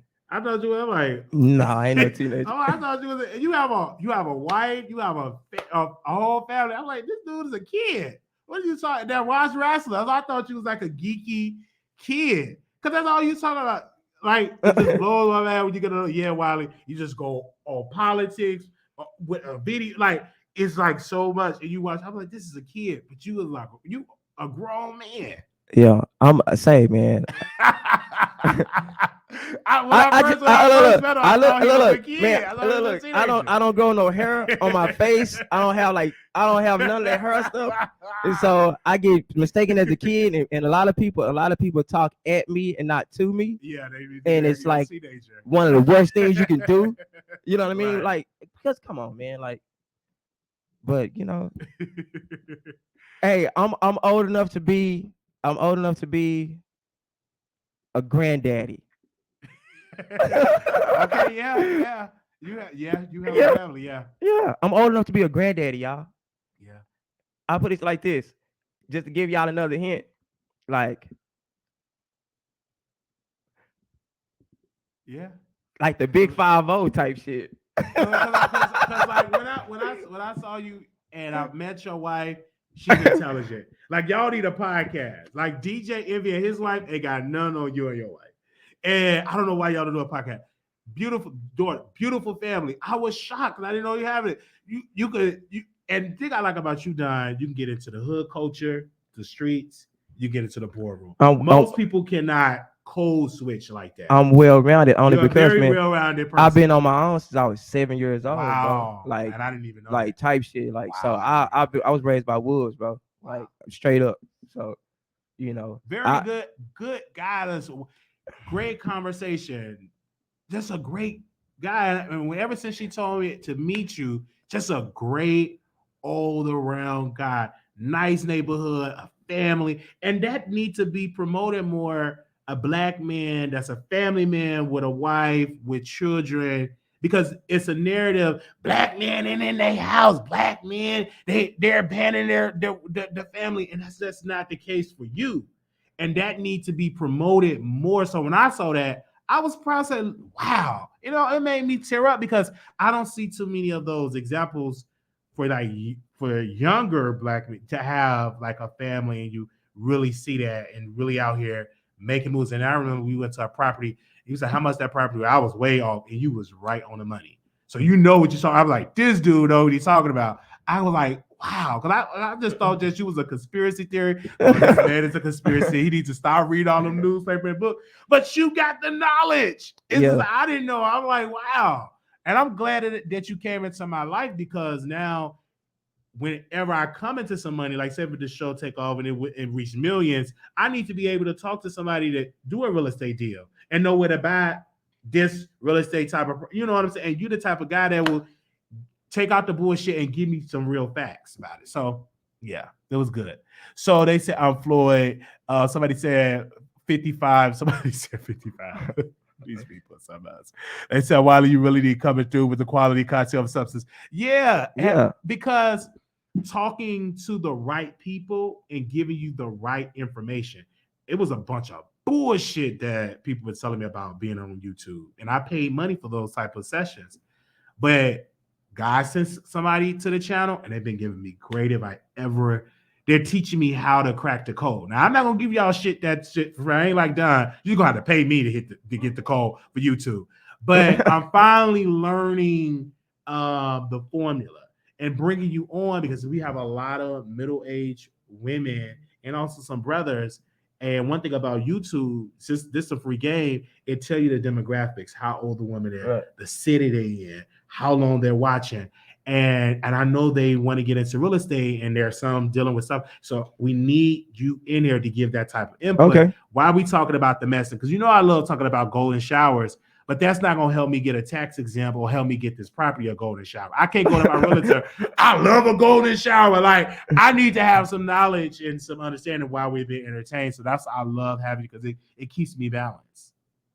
Yeah. And you're a wrestling fan. So if we want to do a podcast, I'm a sports fanatic, like a sports fanatic for real. Like, because like it's not too many. I don't find too many black people that's into like wrestling anymore. They used to be in it during the Attitude Era, but like now in 2023, because we had a conversation about Roman Reigns, and he was like, every wrestler go through that. I remember Roman Reigns was getting dragged, booed. And he said, every wrestler go through that. And I'm like, oh, yeah, Don, you right again. Right. I'm like, every wrestler, because I thought I was telling you something that you didn't know. He said, every wrestler go through that. You was giving me a list of wrestlers that had to find their voice, but go ahead. So I'm going to tell you another story. So before I tell y'all my age, I'm going to give y'all another secret. So in college, I was in the slam dunk contest, Wow. and the only person that beat me was the up there, the and one dunker. So they said, dude. They said, what is his cash out? What is your diet? my diet is cereal. I'm a cereal king. I'm a cereal king. Oh So man. I've every like for real, every cereal in the store, like real cereal, like for real shit. Like You eat I cereal, was that's obsessed with cereal since I was a kid. wow. So I'm cool. I'm cool, man. Like I'm a So I'm bowl I'm a of simple cereal, you dude. good. Like You good with a meat, bowl of bread, cereal. cheese, and like some cereal, and then I'm good type shit. My wife Ah, my that's wife why I saying said lies, lies. but she cooks. So It is like your wife can cook. man, Like, but I can cook. So man, like I really can cook, and he said, hey, and like guess I what? And really he can said he's cook. gonna implement like the cooking segment, and that's gonna be dope to see you I'm in the telling you, bro. kitchen. Like Cause like I have a stove and I haven't used that stove, and I've been in this apartment for almost 2 years and then use the stove once. I just put some in the air fryer and that's it. I don't look broccoli. Put it. I don't. Hey, I don't waste. I'm seeing cereal in the comment. If I'm gonna tell y'all the best cereal. So I've which had cereal? Captain every Crunch. yeah, but I've had every cereal that they've came out with, and I'm gonna tell y'all some cereal that y'all never even knew existed. All right, the best cereal I ever eaten in my life were the strawberry shortcake Captain Crunch. Wow, I I want didn't y'all to know look that. them up. Google it. Strawberry shortcake Captain Crunch. They went so hard. They went so hard. Wow, really? You Man, eat I done had. cereal? I haven't had Man, cereal. Wow, it's been years. It's been years since I had cereal. It's been years, and you just eat it. You eat it with a big bowl and watch they cartoons. may ask my wife. She said, "Yeah, yeah." Like, wow, man, eat cereal. Wow, that's something. So, That's but nah, something. but like, I'm just blessed with good genes. I swear to you, Yeah, nah, I'm blessed with good yeah. genes. Like, Because you've been like that I to really me don't, since yeah, I don't since work I met out, you. really work out and stuff like that. I'm just really like blessed with good genes. Yeah. But I am 43 years old. I'll be Wow. 44 in April. I didn't know you was. I thought you was in your mid 30s. No, I'm 44. Well, I'll be 44 in April. Wow. And so, yeah, Wow. I thought you were like 36, 37. for real. I really thought so. I didn't know you was in your 40s. So you're 80s baby. Of course, I was born in '79. What? 70? Yeah, Wow. I didn't know that.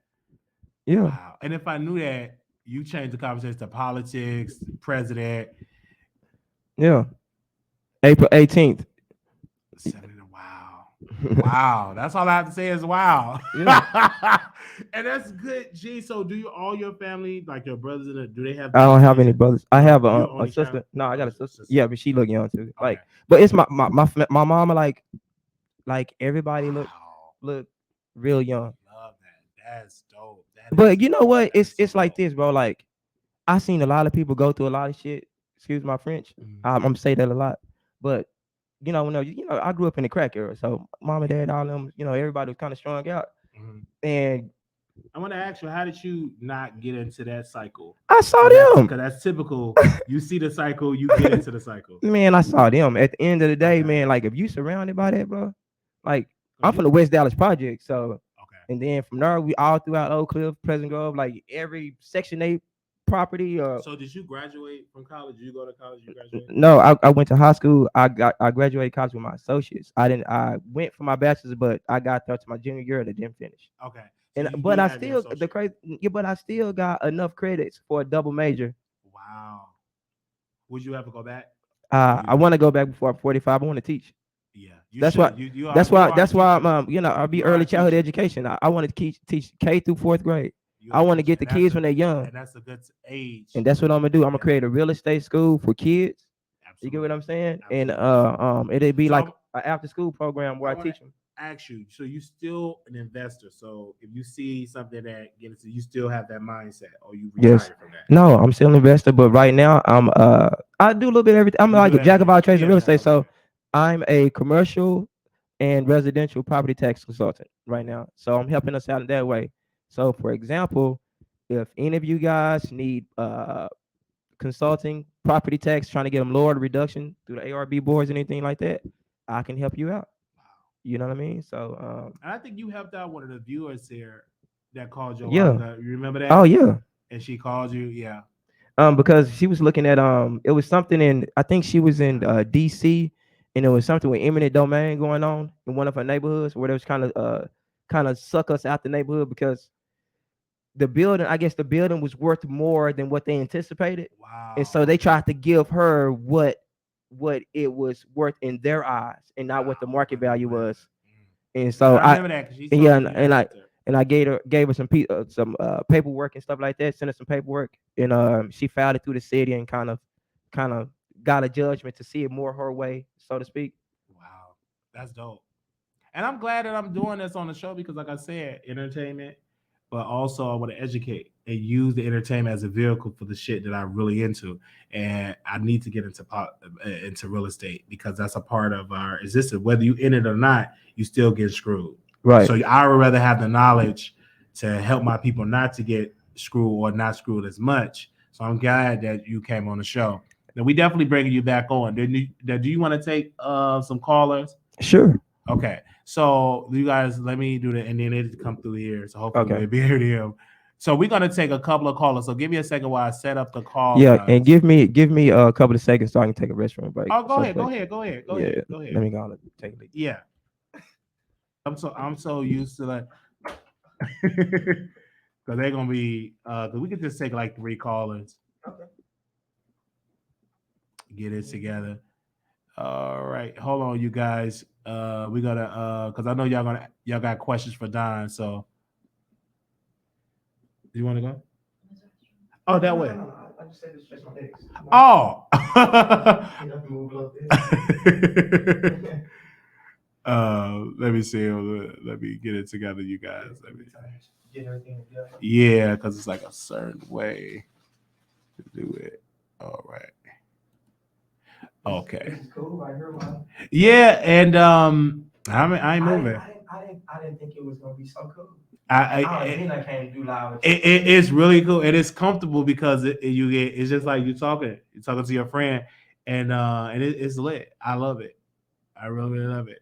And then they like the fact that and he brought his own microphone. I never had a guest that brought their own microphone. He was ready prepared, and it's like literally a good thing that he came on the show because a lot of y'all will hear him on audio because you came on the show a couple of times, but you never showed yourself on camera, and so now you came over here and now they're able to see it. And this is gonna be a profitable business because a lot of people gonna want. I need him to be a consultant.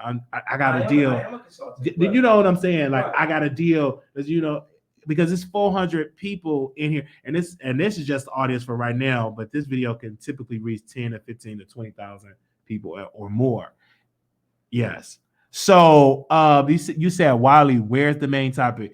I'm sorry, low 444. You came late. You came late. The main topic was in the beginning. You came late, low 444. So you came late. You should have came on time. And you're gonna ask me what's the main topic. The main topic, I'm sitting here, I'm talking. Came here. That's the problem. Y'all come here late. What's the main topic? You didn't talk about that today. I want to come in about Chrisean. We talked about the golden shower. What's the point? She loved to pee on people. She loved to get peed in her face. The main topic is done. We talk about real estate. See, that's how y'all get screwed because y'all talking about the main topic. So when you get foreclosed, when you and your granny get put out, I'm gonna ask you, well, what about the main topic? Yeah, I want to know about that main topic. Yeah. But yeah, when you try to get some property and they screw you out of there and they do eminent domain, take your grandma barbecue restaurant, you love them barbecue ribs. Someone when the VA come and take that, I'm gonna say, yeah, but what about the main topic? Because you didn't want to listen to Don, so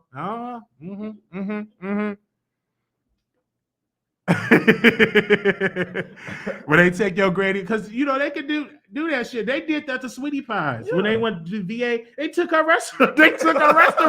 I didn't know they could do that. It took me years to know that that if the government needs to do a hospital, if they need to do something for public use, they can snatch your motherfucking property. Hey, a lot of times what they'll do is they'll hide that shit in flood zones. They'll say you're in a flood zone just so they have property in your shit. So if it do turn out to be a good investment and y'all end up keeping the neighborhood together, they say, well, we got this plan over here too. We're gonna rezone it. It's not flood zone no more. Wow. Did you watch P Valley? Yes. and they was talking about the casino, and they got to be by water. And towards the end, they was digging a ditch to make the water come to the property so they could build a casino there. I'm like, this is weird. Like real estate is a game that typically from generations have been told to powerful people, and now average people are getting the answers to the game, and they don't like that shit. No, They don't like it with people like you. Can you imagine you man. educating like you, we giving those Imagine. rooms and spaces? So when I start doing clubhouse rooms, I'm going to start inviting a lot of you guys into those rooms. Not because uh, I want y'all to start up beef or anything. I just want you guys to hear the resistance against people like me Wow. by our people who have bought into the game, or that the yeah, it's just a game. Just bought into the game that you know, we can't be prominent in this space, or you know, we're less than in this space than others. And it just, at the end of the day, I can say all the stuff that these guys say, I can on the intellectual platform, or we can just shoot the shit like we doing now. But all them big words ain't gonna save you in no courtroom. They ain't gonna save you when you sign your life away on a deal or anything like that. At the end of the day, man, I'm not gonna use all those big words for nothing. I want anybody to get the message, from a 2-year-old to an 80-year-old. You know what I mean? True. And so that's how it is with me. So you just gonna get the straight with me. You're not gonna get the bells and whistles and the big presentation. I'm just Hello? not with it. Hold on, I didn't hear that ring. Hello. Oh, there you go. Can you hear me? Oh, okay. I made it. All right. This is Yeah, I can hear you. What's your question or comment? Can you hear? Hey, okay. So I just have I guess I just want your opinion on something. Do you think it would be wise? Okay, I have good credit. I make, a decent amount. I make, over 100,000 a year. I think everybody makes over 100,000 a year these days. But do you think it would be smart to use a first-time homeowner's loan to buy a multi-family unit? Yes. Or no? Yes. It depends. It depends on your cap rate, like what you bringing in versus your expenses. And if those numbers work for you, I'll say, and you say it's a multi-family, like how big is the unit? I'm thinking 4-family. Are you like a 4 unit? Yeah, no, a four family unit, like a 4-unit building. Yeah. How many floors does That's what it you have? have to do. Yeah, but I was thinking about using a first-time homeowner's loan, and somebody told me not to do it. So It all depends on your rates. It all depends on your rates, and are there any expenses you're going to use to rehab that property, or is it already in tip-top shape? See, I don't know, but if it was, I was thinking about maybe investing, like, see what I can do with about 50,000. Not as the rehab, but the 50,000 would be, I don't know what the closing costs would be and all of that. But okay, let's just say 10,000. I don't really know much about the rehabbing. And so I don't know what's most important. Yeah, that's the most important. I don't know what's most important. So what I would tell you is this: before you put any money into anything, I would tell you, please do a little bit more due diligence. Have your plan in place. Have your plan in place, because if you're going to do multifamily, a lot, especially if it's going to be an income generator, a lot of times you're going to go through a little bit of hoops. And so if I were you, I would learn the do's and don'ts within that jurisdiction, and you trying to buy that. That's the first thing I would do. Learn what you can and can't do. Because then if you do, then you're not limited to you're not limited how you can exit that property. You get what I'm saying? Right. Like at the end of the day, you need about 3 or 4 exit plans. And so in order for you to do that, you need to know what you need to put in there, how much it's going to cost you. You get what I'm saying? All those things. Because you going in it blind thinking, I can put this money in there, but just do your research before you put your money in anything in real estate. Do as much research as you can. And when you get clarity in your decision, then you go for it. But if you don't have clarity, if you have to think about anything, as far as like in numbers, like for example, if you looking at a property, you saying, man, it's worth this, but if I can take this back to make this and this, man, it ain't worth it. Yeah. The easiest Right. thing and the hardest thing to do in real estate is say no. So no is your best friend. No will be your Okay. best friend. That's a good point. Thank you so much. Okay. Well, thank you, and thank you so much for bringing him on, Wiley. No problem. Thank you. Thank you for calling in. Alrighty. Bye. Bye-bye. Everybody make 100,000. Well, she ain't I talking know. about me because I don't make 100,000. No, it depends on where she at. Okay. If she's on the East Coast, like in Dallas, where is 100,000 in New York. Okay. You know what I'm saying? I feel you. Hey, you out with Wiley and Don. What's your question or comment? Hi. So do you if I'm a person that doesn't have good credit, but I work and have a good work history and I save money, is it a route for me to save enough money to just buy a fixer upper, or do I need my credit for No, real? cash is king. I mean, the credit will help you, and it'll help you as far as the leverage goes, and what you can, and what you're willing, and what you can and can't do as far as percentages and things like that. But at the end of the day, cash rules everything, and so you don't need all of those. Like, don't fall up for that trick. That you need all these things Okay. in place, credit and all that, because there is no such way. I just want you to know that there is no Right. such way. So if you're thinking, well, I have to have all these things in place and that in place and this in place, no. The first thing you need to have is a plan. With a good plan, you'll realize that the money isn't so much the issue. When the plan is, you have a good plan in place. You get what I'm saying? Right. Yeah, I do. So it's, Okay. it's more so in your planning. Like I told the other caller, just do as much research as you can about what you're trying to invest in and where you're trying to invest.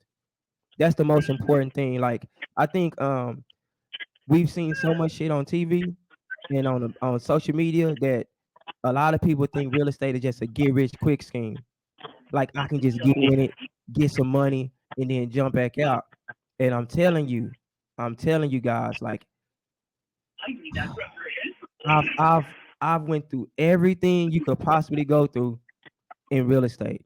I've had properties foreclosed on me, and it just everything bad and good I've had happen to me. And I'm just telling you, like, the worst thing you can do in real estate is start real estate in the place of lack. I'm gonna say that again. The worst thing you can do in real estate is to start your investing process in a place of lack. You can't start What is that? lack. It's too many hurdles and too many mountains for you to climb. For you, I mean, because I'm telling you, it's not even about the money. It's about the wear and tear on your brain. Yeah. It's it's That's true. mentally, it's physically 10%. Mental is 90%. 90%. And so a lot of people quit mentally because, I mean, why would you want to go through this shit? You know what I mean? Like, why would you want to put Yeah. yourself through it just to make a profit when you realize a lot of times the money ain't even worth it? You know what I mean? So, Yeah, it's a lot of stories out there. So like with the cash part, is it so if I had $10,000, is that a down payment on a $100,000 house, or like how does that work? Like, or it is it could like be. I just pay $10,000 in cash and have to get a loan to fix the house, or how would that work? No, yeah, in a way that's you can do it that way, but how many houses you gonna find for $100,000? Well, that's true. Right. You know what I mean? I'm just being real with you. Like that's it sounds good. Like, but if you can find a house with $10,000, you're not gonna find it. You probably won't find it. You probably won't find it in a place to where you can make money off of it. You get what I'm saying? Because you got to fix Right. it up and then you got to rent it out if you want to rent it out, or you know what I mean? Like, Right. if you're gonna buy a house for $100,000, make sure you get at least 1% of that in rent. So if you guys are gonna buy houses and rent houses, try to accomplish the 1% rule. So you should be renting a house for 1% of what the cost of the house is. That's what you should be bringing in monthly, minimum. Mm. You get what I'm Mhm. saying? Yeah. And so if you can buy $100,000 house, put whatever you can put into it. Say if you have to put 30,000 into it, then that's 130. You should be able to rent that property for $11300 or more. Right. And if you can't, then it's a bad investment for you because you're gonna take forever to get that money back. You know what I mean? Absolutely. I understand that. Yes. And so Okay. yeah, so just Okay. you know what I mean. Just take your time. It ain't no rush. It ain't no rush. Trust me, because it's gonna happen when it happens for you. And that's what I tell you, man. Just take your time. Like I said, February is coming up. There's a lot of foreclosures that's gonna come up on the market. Try to take advantage. And I have a free ebook. I wrote a free ebook. Um, I told Wiley I was gonna publish it on Valentine's Day because I want to add uh it's a mental cheat sheet, but I want to add a physical cheat sheet to it. So it's equipped with scripts, um skip tracing websites for you guys to get the information from homeowners, property owners, instead of you Oh, guys okay. paying all these fees for these applications and these Yes, that's CRMs. good. I got like a whole bunch of free websites where you can get the information from the county. I got websites where it's free skip tracing for you. You just type in the address, it'll give you all the numbers for that house. All of it's free. Yeah. So we definitely gonna dive. It's free. Thank you, sister, for calling in. All right now. Thank you. Thank you. We're gonna take one call and that's it. Cause we're not gonna be here all day because we definitely want to bring Don back to dive into questions. Thank you, Ken Washington, for sending $49.99 for that. So don't leave because I got an announcement because we're doing a meet and greet in Dallas next month. So I want to make that announcement. So let me call this Can person I back. come? Huh? Can- Oh yeah, you can come to the meet and greet. Okay, cool. Yeah, I'll be it's at the gonna be meeting right greet. around here. Okay, that's what's up. Yeah, at a chicken place so we can eat some chicken. I haven't had What? fried chicken in a while. Oh wow. Yeah, we know the owner, so we can do something there too. There's Oh no okay. question. Yeah, we can do that too. There. Hello, you live on the Wiley Show. Hi. So what's your question for me or Don? You got a question for Don? I have a question for Don. Hey, Chad. Hey, Don. Hi, Hey, what's up? everybody. What's up? So my question is this. I want to build a small family compound, kind of like maybe on a few acres, 4 or 5 small houses just for my family, and maybe one of the smaller properties I can use for like business, office type stuff. How do I go about finding the zoning and stuff like that for where I live Where do you live? in Las Vegas? Okay, so the first thing I would tell you to do is you have to buy the land, right? Yep. You have to buy the land you're going to develop on. So if you're going to look for the land, make sure it's out of the jurisdiction of the city. If you're in a rural area, you have probably one jurisdiction. If you're within the county lines, you have 2, right? That's why Okay. acreage and land is cheaper when you go on the outskirts of the city because the zoning is less stringent. When you're in the city, zoning restricts you from doing a lot of things that you want to do because the city has interest in what you're doing. You get what I'm saying? If it doesn't benefit them, they're not gonna let you do it. That's why you can get away with that in more rural country areas where there's acreage. So if I were you, I would find the acreage first. Wherever you're going to go, find the acreage first. And then what you do is you walk around that neighborhood, wherever this place is, you become a fixture in that area. Make your face seen by the locals in that area, right? Number 3, find you if that area is a place or an area that's not liking of your kind. I'll say it like that. Find you the complexion for the protection. This is what they gonna tell you. So a lot of times when we want to build these neighborhoods, these private neighborhoods for ourselves, we're kind of stopped because we don't have the complexion for the protection. And what I mean is they want to see your money. They don't want to see your face. They want to see the money behind it. They don't want to see the face. And your face doesn't align with that city or that there's jurisdiction, it won't happen. So you need somebody in your back pocket that's the complexion for the protection. So whether it's white person, Hispanic, whatever it's going to be, make sure they're the opposite sex. I'm sorry, the opposite race, and you got to play the game that way. At the end of the day, all this person got to be is a face and a spokesperson for you and your LLC or whatnot, right? That's all you got to do. That's three, just in case they trip on you. Now, your last thing is the most important thing. You need to get the infrastructure. Make sure that that plot of land has utilities.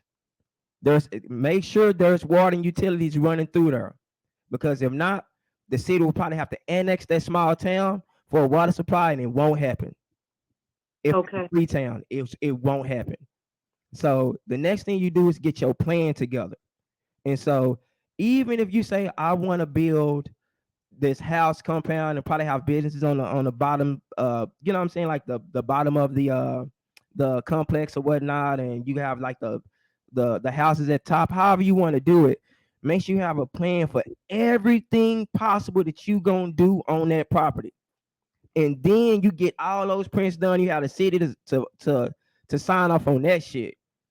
Because sign off on it, they looked at it, and then they can't go back on their word. That's now, where we screw up. We get the land, but we don't have the plan in place before we get the land. And then they can make up the plan as they go. So you have to have all these things in place before you start that. Because remember, you're really building your own HOA. Because that's what it is. And so because you building your own HOA, guess what you guys get to do? You guys get to make up the rules. And it's a private entity outside of the jurisdiction of the city. So would it be smarter for me to do that and tie it to my business or my personal? Because I'm a business owner as well. Tie it into you, if you can, tie it into your business or trust. Okay. All right. Thank you. I don't want to waste all your time. And I know Wiley said you're going to come on. And Wiley has my back. He is my white person. He says that I'm a white girl. All right. I love you, Wiley. Love you. I'm getting off. You guys have a good night. Oh man. All right. So great. Cause speaking about, that, I don't know if you heard about the black family in LA. They got the beach back, and then they sold it back. They sold it. Everybody was angry, but they couldn't do anything with it because of zoning. Yes, but the city knew that from the beginning. Look. I'm telling y'all, the zoning and gentrification, how they do it, it happens 30 years before we see it. It happened. So every 5 years, every 3 to 5 years, the zoning changes in every city in the United States. And guess what else happens every 3 to 5 years? We have elections and primaries. Absolutely. Money and power. There you go. Tied it together. It ties together. Thank you guys for tuning in. We're going to restream this on tomorrow at 10 a.m., 10 or 11 a.m. Again, we're doing a meet and greet. It's a business that I want to support, that I've been supporting for a while. Let me take this board so y'all can see it. On February 11, 2023 at 3 p.m., I'm going to send you the address of the business when you email me at wileyshowproductions@gmail.com. It's a restaurant that we're going to support. Only thing we ask is you buy some chicken, buy some hush puppy, whatever they selling, that we go and support that business. That's on February 11, 2023 at 3 p.m. So if you do want to come and see me, that's where I'll be at. And so email me at Wiley Show Productions, and we would give you the address. And so we would definitely have that. And I will put the email on the screen. Don said he would come through. If y'all have any more questions, he definitely will be back on the show. So I'm going to work with his schedule to see when he can come back on the show. But this was the first time ever he came on camera, and he was definitely his own, because this is like a radio show and it's an audience. And I've always wanted to bring smarter people that are in, whether it's politics or spirituality, in this case, real estate, trust, LLCs, and etc. Because this is other stuff I got to talk to on the back end. But this has been great. Anything else you want to announce to the people? My YouTube channel will be up soon. Okay. And I just thank you guys for showing me love, man, and support. And Yeah. Yeah. Like I'm gonna be everything y'all want me to be from a consultant level, like straight up. Like, there's not too many people that are out here that are just genuine with the information. And yeah. So we just gonna keep it rolling like that. Absolutely. Also, you guys, last announcement, do not forget that we will be in Las Vegas October 6th through the 9th, 2023. This is our second meet and greet in Las Vegas. We're doing that one. Last year was fun. This year's going to be better. I think over 15, 16 people have already reached out and said they want to attend. So, again, email me at wileyshowproductions@gmail.com because last year we went to go see Usher. Let me tell you, people, when we pick the concert, pay your money early so when we go to the day of the concert, we can't try to pick a ticket because the ticket price is going to be expensive. And last year I paid the taxes and the fees. This year, y'all got to pay y'all taxes and fees with the ticket. So, because I didn't know shit, y'all. And I was like, God damn. I bought them tickets. I didn't know anything about tickets and fees and shit. I looked at it, it was $12, $13, and I had the money. I'm like, damn, because I said the ticket is $125. But that wouldn't count the taxes and the rest of the bullshit fees. And I had to pay for because it was too late to tell people the price is high. So this time, I'm going to give you the price with the taxes and also the fees. So that would be, we'll be in Vegas the first weekend in October. And it's going to be great. We're doing a party bus, so be out to look out for emails on that so y'all don't know how much money y'all have to give us for the party bus so you can be a part of it. It's going to be great. We're doing a club. We're doing restaurants. We already got the hotel. We're going to stay at the same hotel we stayed at last year for our locals because they don't have to pay for parking for those people that do want to come and see me for that day. We're going to bring Don back. Thank y'all so very much. Y'all be blessed. Make sure y'all subscribe. Thank you again for the super sticker. Thank you, everybody. Y'all have a good one. Peace. Peace.